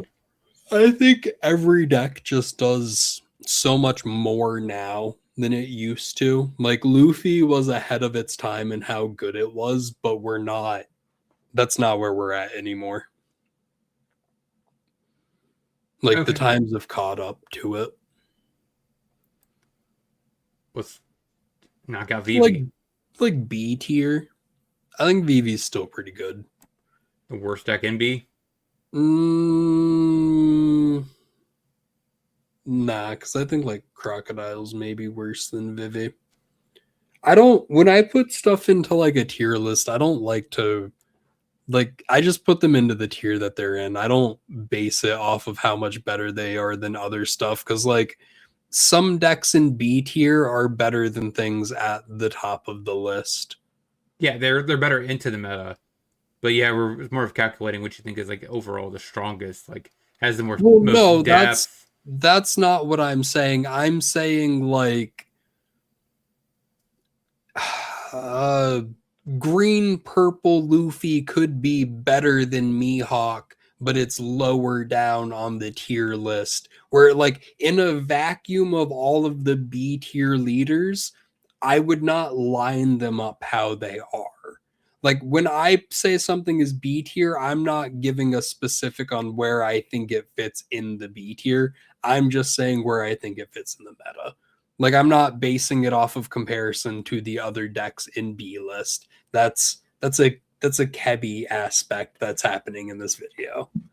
I'm just saying Valid. something belongs in a Um, specific tier because it's well, hard to know how things play. Like Gecko Moria could be terrible into green purple Luffy, but we don't know because we're not going to see those matchup statistics. no, I'm not saying that. It's more of talking about deck. No, I know. I'm saying that. I'm Yeah, saying that's why I don't like ranking them in their individual tiers because you never know how good a deck is into a different deck in that tier because you're not really going to see those matchup specifics. It's just kind of where I expect them to be like in the overall meta. fair. So the last one is not OP15. So let's talk about Bonnie. High B tier, maybe A tier. It's like a pretty decent deck. I'd say probably B tier, but like high B tier. Honestly, you could probably put it above a Nell. A Nell kind of struggles into it. I can see that. And Just Bonnie, I because think, is going to keep getting some more and more support. And she's going to probably just get stronger and stronger and stronger as time goes on, too. any generic red support or generic red straw hat support is going to be playable in Bonnie just because Bonnie has a straw hat searcher. Okay, so you may have noticed there's nothing in S tier, and it's probably because they're all in this one section. So let's go ahead and get the worst one out of the way, Krieg. Like Rogue at best. It's probably middle of the pack, Rogue, at best. Krieg's like really missing a couple pieces. Like it Yeah, can be good, but it's not right now. okay, it's better than Sanji, Rogue. Um, and Brooke. No, Like I would say Rebecca is probably the second worst. no, Brooke, I I disagree with that. think Brooke and Rebecca are close to each I other. think Rebecca is better than Brooke because Rebecca has a slightly better win condition, which is just like spamming out bodies that can't be killed. I would put Rebecca like low B tier or very, very, very high rogue. That's fine. We could put her next to GP. What do you think? But I would put Brooke in like the same tier as Rebecca. I would actually probably say Brooke is rogue just because you're like win con. You're like Brooke the whole time you're playing it, you're trying to solve a puzzle, but sometimes you just don't have that last piece. Like sometimes you just mill all of your choppers and all of your Namis, which sounds crazy, but I played a Brook mirror match against one of my friends last week, and he literally milled all four of his Namis and all four of his choppers. So that was just the game. But like it does pop off. Sometimes you just go like Nightmare Luffy triple swing because you have the 6 cost Brook on field too. But So sometimes you need one more swing, but you're 5 cards off from being at 0 cards in deck. So it's like it's still a little inconsistent for me to think it's better than Rogue. yeah, Like, so like yeah, it has like two primary win conditions, and that is You have your 7-drop Luffy and then your 6-drop Luffy, both of which are your Yeah. primary targets for Brook to restand. Brook, on the other hand, is a pretty solid card. Brook is so good. That card has won me games. Like being able to rest a blocker and then just like being able to give something else an additional swing, like really, really strong. The number of times that I've like triple swung a 10k Luffy where like I play down a Nami, I bring a Brook back, Brook rests either like a Dawn so they can't counter, or it rests their only blocker, and then it gets to swing because it has rush, and then like Luffy does swing, leader effect, swing again, Brook effect, swing Luffy one more time. uh Brook is really good. Brook is like one of the best cards in the deck. It's not the win con, but it is maybe the strongest card in the deck. I mean, it is kind of it's like part of the Link Edition, the puzzle It's pieces of the Link it's Edition. like But a really solid filler piece if you can't do your leader effect. Or it's like the cherry on top when you need one more swing. yeah, and you're the final turn, use Brook, trash it, then use the leader ability, and that should be more than enough. Like 3 swings with your best character. It's pretty good. It's definitely pretty good. Even like playing the Brook for 6 and not getting to swing with it from like a Nami play, it's still really good because it rests a card on your opponent's field. Yeah, I don't think it's restricted to even character. I think it's just Nope. anything. It's character, leader, Dawn, stage, even. So, guys, if you're playing against Rebecca, just rest their stage. That's 2k counter that they now don't get to use. You're talking about Lucy, right? No, Rebecca. Rebecca runs the stage as well. Oh, But they yeah, both into do. Lucy too. But if you're playing into Lucy, you're probably gonna rest their Sabo blocker. Yeah, that's the better choice of the two. But in Rebecca specifically, it's better to rest the stage. Yeah, I'll probably be playing Rebecca this week. I'm excited to see how she pans out. It's really good. It's way better than I gave it credit for initially. The Kyros that has rush is just really good. Um, Opponents either never swing into it or they do swing into it and it bounces back to your hand. Yeah, it doesn't seem correct to swing into it, but I don't know. I guess it depends on difference in applied pressure Well, between you yeah, and your like if opponent. your opponent has 4 of them on field, you maybe clear like 2 of them. That way they have one less attack. Like if you can only clear one of them, it doesn't even make sense to do that because they'll just bounce something back to hand to play it out Again, again. But if you can clear multiple of them in one turn, it does make more sense. Also, every time you clear a Kyros, they do have to play it back out, which holds them off from a better play, and they have to discard a card to make the Kyros have rush. yeah, I couldn't remember if it was the on KO made him discard a card. Yeah, it's on play. On play, if your leader's Rebecca, discard a card, it gains rush. On KO, add this card back to your hand. Okay, so now we are getting into the S tier. I'm assuming the last three. So I don't Lucy. I don't even like saying that they're S tier. I don't think we have S tier decks in this meta, and I think that's fine.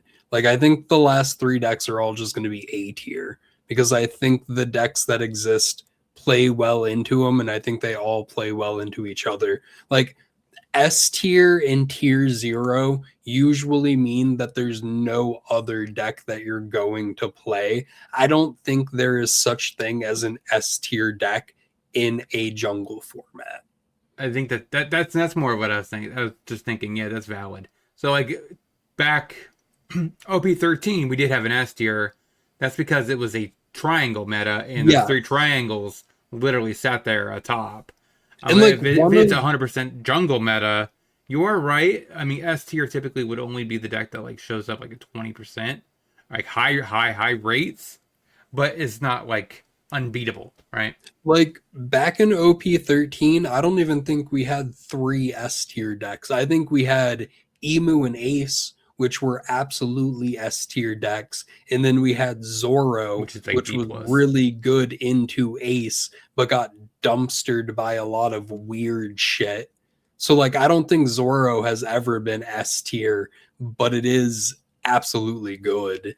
It was just good into stuff that was S tier. Whereas, yeah, like we were just saying, like you were just saying, we're in such a wide format where I don't necessarily think anything is S tier because I don't think there's any one deck that just stands so much further above everything else, or two decks that just stand so much further above everything else. I think every deck that is coming out still has its pitfalls. Like I still think it has its really bad matchups. Some of them are better than others, but like that's to be said about leaders we already have as well. Like I was looking at power rankings, I think early mid last week. Ace had like three bad matchups. That would maybe make it S tier, but we're also so early into the meta. I don't want to be I don't really want to claim anything's an S tier when I think everything has like significant bad matchups. We just haven't mapped them out yet. And we have P and L. Also, like I said, A tier, very, very good deck. I think tons of people are going to play it as a low skill floor, but a really high skill ceiling. It's an incredible deck as long as you see your six cost and L's. So the question is, I guess, what do you think is the best yellow deck? Is it Nami or is it Luffy? It's probably Luffy, honestly. Nami's more defensive, but Luffy is anti removal. And it just somehow Luffy builds up a bigger hand than Nami does because they don't care if you swing into them. A lot of stuff just draws you cards. Like if you swing into their life, they just take the hit. If you swing into their character, they just protect it by taking a life. When they hit 7 Dawn, they play out the 7 cost Robin that takes a life, heals, and then plays another character out. That 7 cost Robin basically just says on play, draw a card and play a card. Yeah, the new one. The 7 cost Sky Island Robin. It's basically Luffy Taro, but a smidge better. Ouch, that hurts. I'm kidding. I do like Luffy Taro. He's like iconic to I me. do too. It was just a product of its time. We've moved on from there. We have a card that does Yeah. what Luffy Taro does, but it draws a card now. Sangoro, on the other hand, though, is still good. Yeah, he's just slow. He's just slow. So that is the tier list. So arguably right now, what do you think like the three best decks is if you would take them to like a regional championship tomorrow? Um, It's probably these three. Is it these yeah, three? probably just the first three in the list are like Actually, Boa is probably a little. Yeah. Boa's probably within the like I think Boa's probably above Luffy. I don't think Luffy's seeing as much play, but I think it's incredible. I think it's a really strong deck. It's just not seeing as much testing at the moment. But I would say Ace if you have the Zoro, Purple and L if you have those cards. Lucy if you're a smart person. Lucy is probably the one that's maybe I don't want to say the most high roll, but it's probably the one that has the highest percentage of not seeing its pieces or seeing too many of the wrong pieces at the wrong time just because it's like 55% events so you can just miss curve with characters which hurts even like when you get to your late turns it is so much stronger to play a Sabo that then activates an event from hand versus just having to use the event from hand, so like missing that crucial piece is rough. Yeah. So Also, on the lines of Lucy, I am a big Bello Betty believer over the follow me to achieve greatness event or whatever it is, the Usopp event. Not a big fan of that. It only grabs characters, and half of your deck is events. So half of the time that event will whiff. I can see that. So I mean, this is what we think. Like, so hopefully this helps you if you're prepping for your store championships, which are coming up like mid next month. So, Some store championships are happening in a week. oh, Yes, interesting. store events, store championships start on the 3rd, I believe. They run from the 3rd to the 30th. I actually have one that I'm waitlisted for the 11th. So like EB EBO4, the second half of EBO4 and OP15 actually won't even be legal for that first event if I go to it, because 15 won't have been out for a week. Hmm. Because my first one's on the 11th. Yeah, so this isn't even an accurate tier list to the event that you're going to. Technically, they shouldn't allow OP15 or the second half of EBO4 in that first event. So when an event or when a set comes out, you're able at like your locals to start playing with those cards immediately, like day of release. Some stores will even let you do it like as soon as pre-release starts if everyone's cool with it. But as far as official Bandai events go, you have to wait a week after release, and technically the set doesn't come out until the 7th, I believe. So everything isn't actually legal for bigger events until the 14th. Okay, so that means I can't even play Zora. I can't even play Roger for my first event. If you're planning on using the 7 cost Zoro, correct. Okay, because I mean, without Zora, the deck is just I not very I good. would call and double check, but as far as like official rulings go, they should not allow it because I'm in one on the 11th as well. I'm waitlisted for one on the 11th as well, and it would still be an EBO3 format versus OP15. OP15 wouldn't happen until the 14th, which might be like a Sunday. I don't know.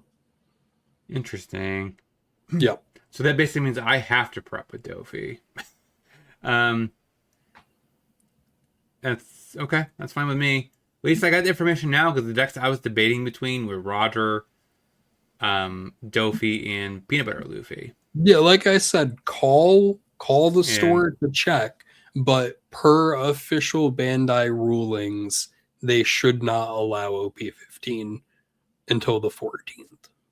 yeah, so like yeah, so even I was talking about Black Yellow Moria is not even wouldn't even be available either.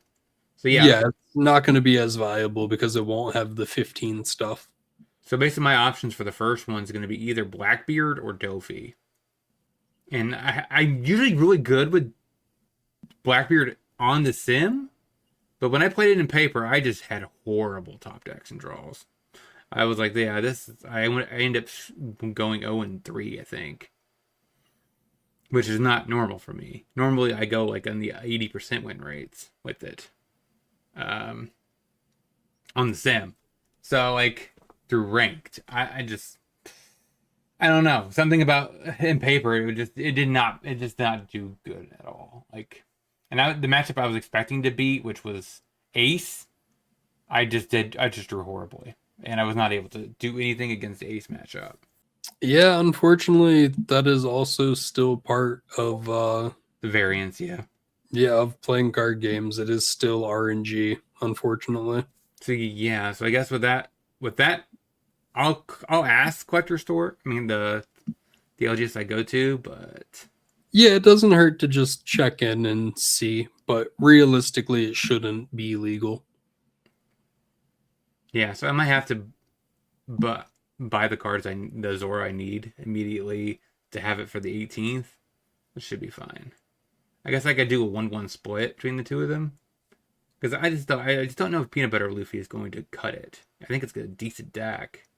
I think Peanut Butter Luffy is in a lot better spot than it's ever been in, but I don't think that means that it's like A tier. Obviously, I didn't put it at A tier. Yeah, we did not even put it in B. We put it in Rogue. Like at best, it's maybe B tier, but you're still relying on like multiple things and you're incorporating like a lot of bricks into the deck still. Like you're removing bricks to put bricks in, but you're still just relying on pieces that don't have counter. So when you're searching out cards that don't have counter, you're making yourself more like vulnerable to getting swung into, putting you down to less life. That way, when your opponent's already stacked up characters on board, they can start swinging into you just as easily. Also, Luffy plus Luffy doesn't stack, which is kind of a bummer. Yeah, I mean, I don't think I play. I think I played two of the Black Luffys in my Yeah, version. it's a lot harder to Get the uh trash. get the trash filled up with peanut butter Luffy versus like I think Pirate Docking 6 is really, really good. It is, Um that but that's card not the is version I would think I would be playing. awesome, but I think that's still rough to search that out because it's a brick. It is a brick. I just, So I, like, it's like what very. were you gonna say? Hmm. What were you gonna say? So it's very finicky. I just don't think the self mill one is the best of the options. Honestly, I think Luffy Taro is the best of the three. I think Luffy Taro is fucking cheese. But I think you're wasting so much resource to do that. then again, I'm only playing 3 copies of Luffy Taro because of the fact that he is a brick and he's hard to get in the trash. So unless you Frankie it away or you use a 0 drop event to get rid of it, it's very hard to get it back with Or Nani like later. hopefully you mill it off of the chopper possibly. Oh, I guess you're maybe not even running the chopper, right? I'm running Chopper, but that's the only really mill effect that's in the deck, other than the 0 drop event. The other thing that I don't really love about that chopper is that it doesn't grab back events. Yeah, it not getting Gum Gum Giant is kind of a horrible time.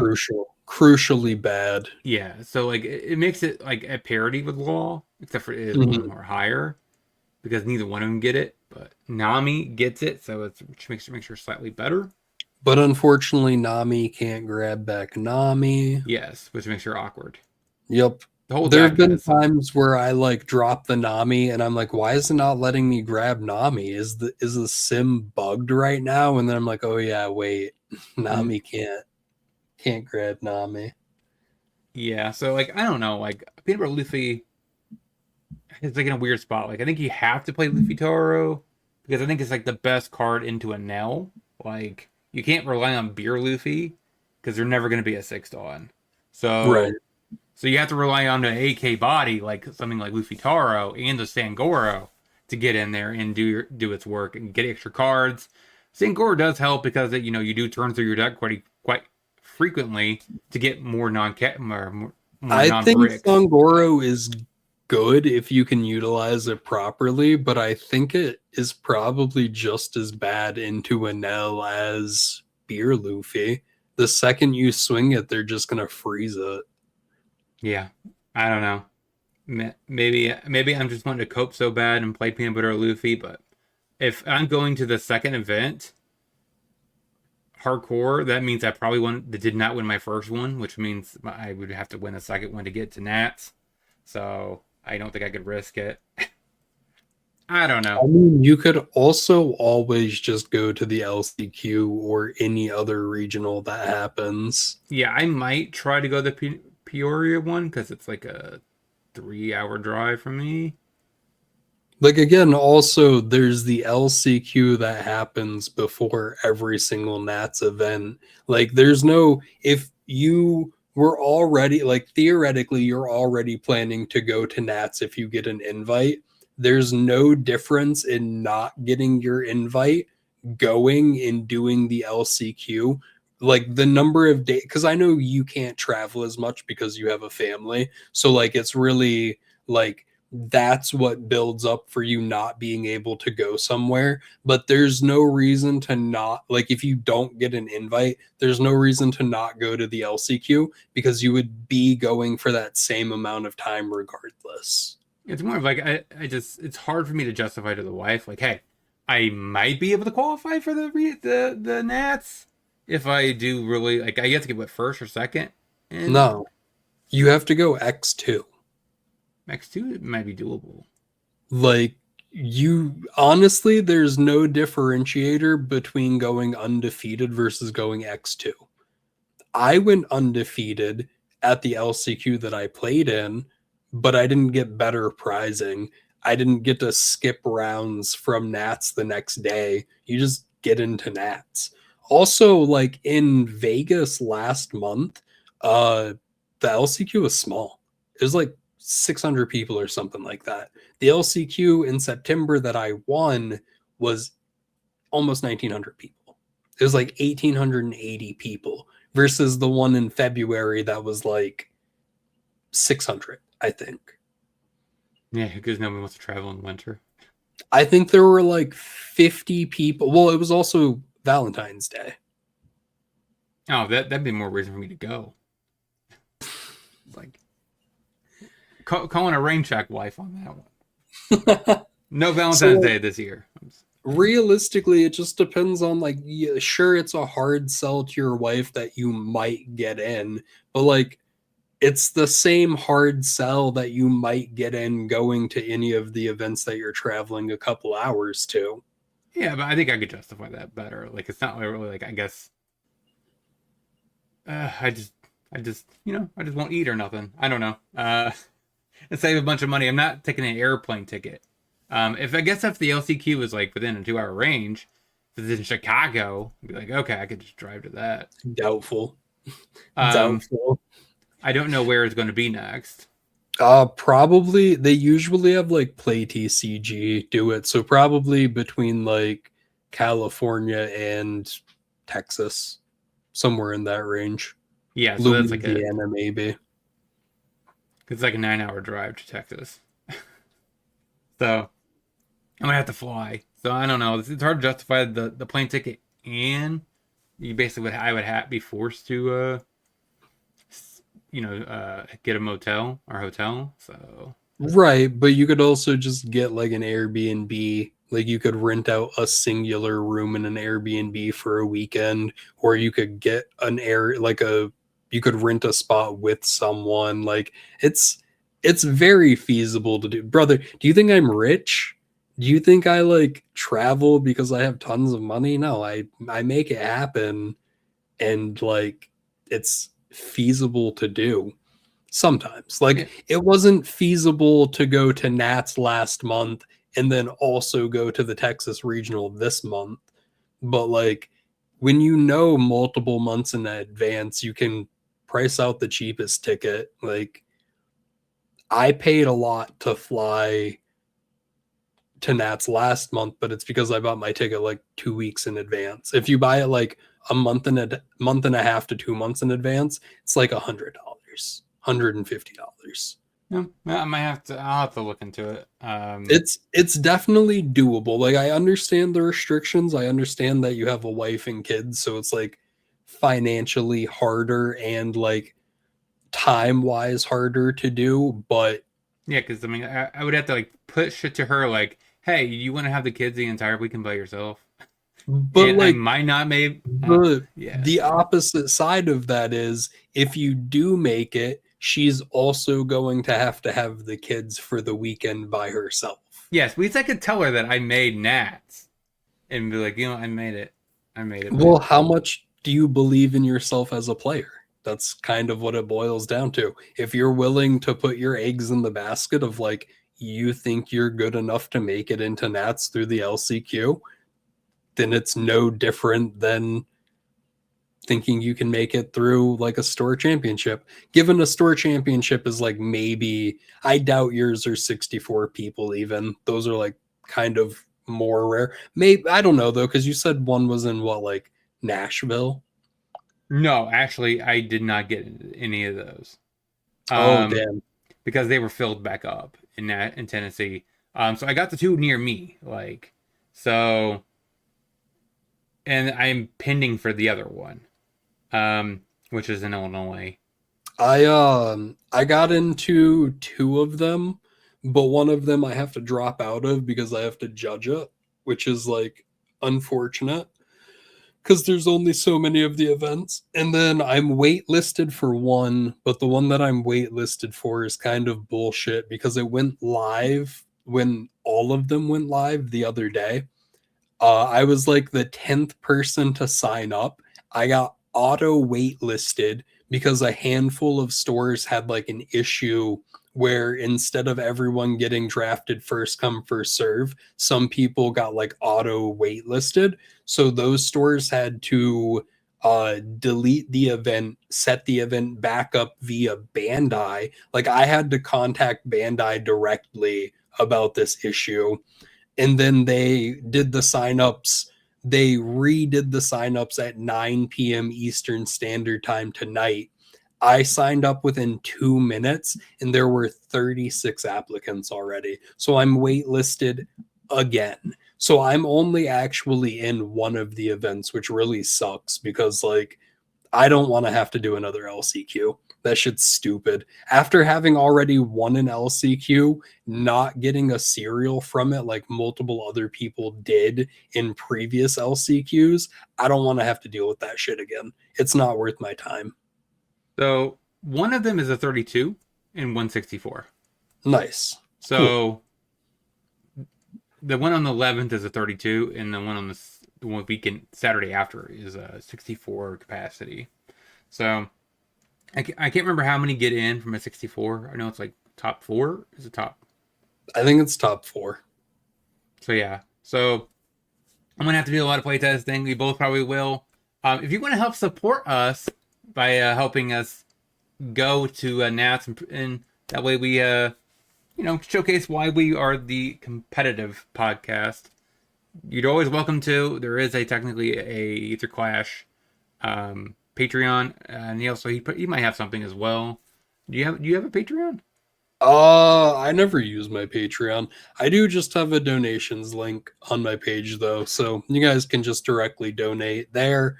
Everything's appreciated, nothing's required. But yeah, just subscribe to my Twitch. That helps too. Watch my videos on YouTube. Comment, help the algorithm. It all helps. Yeah. So you want to do any other shout outs before we because we're going into the closing, because you said you have stuff to get done tonight. So I posted an Anel video yesterday as of the day of this releasing, so today is Monday. I posted the video on Sunday early morning. Go check it out. It's got like my giveaway details because we hit 100 subscribers. That's it though. I don't have anything else to shout out. Yeah, so if you're watching this podcast, you're not subscribed to him, definitely do it. He has a very knowledgeable content, and in the deck list he does cover. He said he does try his hardest to be top tier of deck players. So I recommend. I try. I'm pretty bad though. I'm a pretty mediocre player, but I have some interesting takes and a lot of insight on the game. Yeah, so I recommend checking out for competitive content. Go do it, and subscribe to his channel. Let's get him up to 500 subs. That'd be very nice.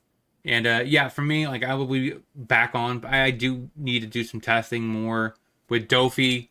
I think there's a list I want to try that's I might want to bring to the first championship. And I guess also I need to test a little bit more for Roger. And I'll also do another peanut butter Luffy. Because shout out to the person that technically just joined my YouTube channel just to watch my peanut butter Luffy early. Shout out to you. If you're watching this video, you're watching this podcast, you are the man. And I'll try to have another peanut butter Luffy video out as well, just right after that. Kind of going more into the updated Luffy Taro build, to what I think is the most competitive of everything. So shout out, check us all out on Twitch. I stream around 9:30, 10 p.m. Central Time to Monday, Thursday. He usually does it around like 2 a.m. to 3 a.m. Central to like 6 a.m. Central. So Yeah, I stream every day though. yeah, typically, sometimes I do catch him like right when he closes and I'm starting my day. So check us both out, and we'll talk to you guys next week. Next week we'll probably try to cover, I guess, more spoilers. I assume OP15 we're gonna get more and more this week. I hope. Um, Hopefully. right now we only got two new ones. That Yeah, is an neither of them Ace. are super rares either. Yeah, they're both like super rare and One's rare. a rare, one's an uncommon. Yeah. So like they're both for Yamato. So like it is a little interesting. Maybe we have a little bit of an insight to what Yamato is going to do. It is a little weird though that she does not KO anything, and the new Yamato wants to be KO'd, so that way he can bring something back with Rush. I don't know.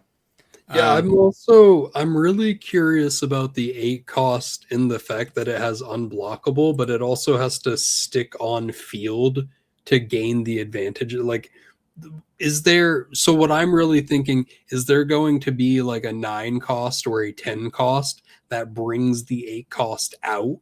That way you can give it rush with the leader effect? yeah, and like I'm Like curious. how are these cards going to interact? Like how are we getting them brought back from the trash? Because that's what we don't have yet, and that's kind of what we need. That's what brings life to the leader effect, is something like a Wano card being brought back from the trash. But I hope it's not just like, oh, an 8 cost that brings back a whatever cost. Like I hope we get multiple levels that bring back multiple different like cost. Like hopefully we get like maybe a 3 cost that brings back a 4 cost or something like that. Yeah, and like I'm also like not sure. Like so maybe we get like a character that's like five, you rest it to on KO something of yours for some sort of benefit.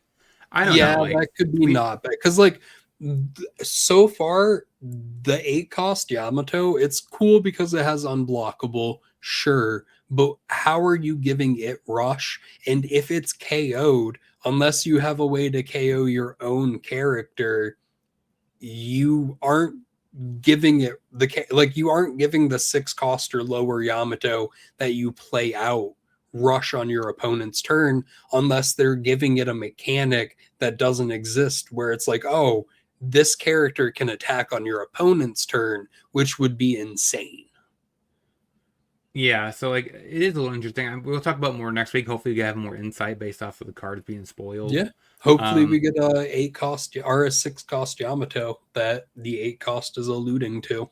yeah, but like my worry is like if there's not a good way of just on KOing to basically daisy chain these Yamatos down for like a lethal swing, consecutively, I just don't know how this deck is going to Well, function. I'm the curious. thing is, again, it could just be a higher or a lower cost character or an event even that brings the 8 cost Yamato out.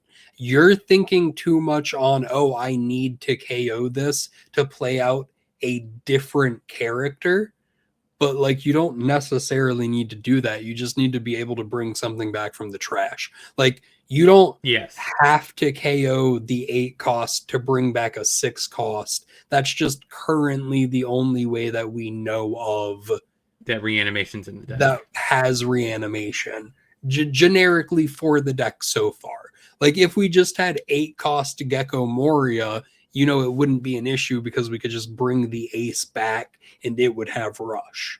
But like we have to, it can't, like, even just in the sense that it can't only be KOing the 8 cost to bring out the 6 cost, there has to be a different way to give other cards like reanimation.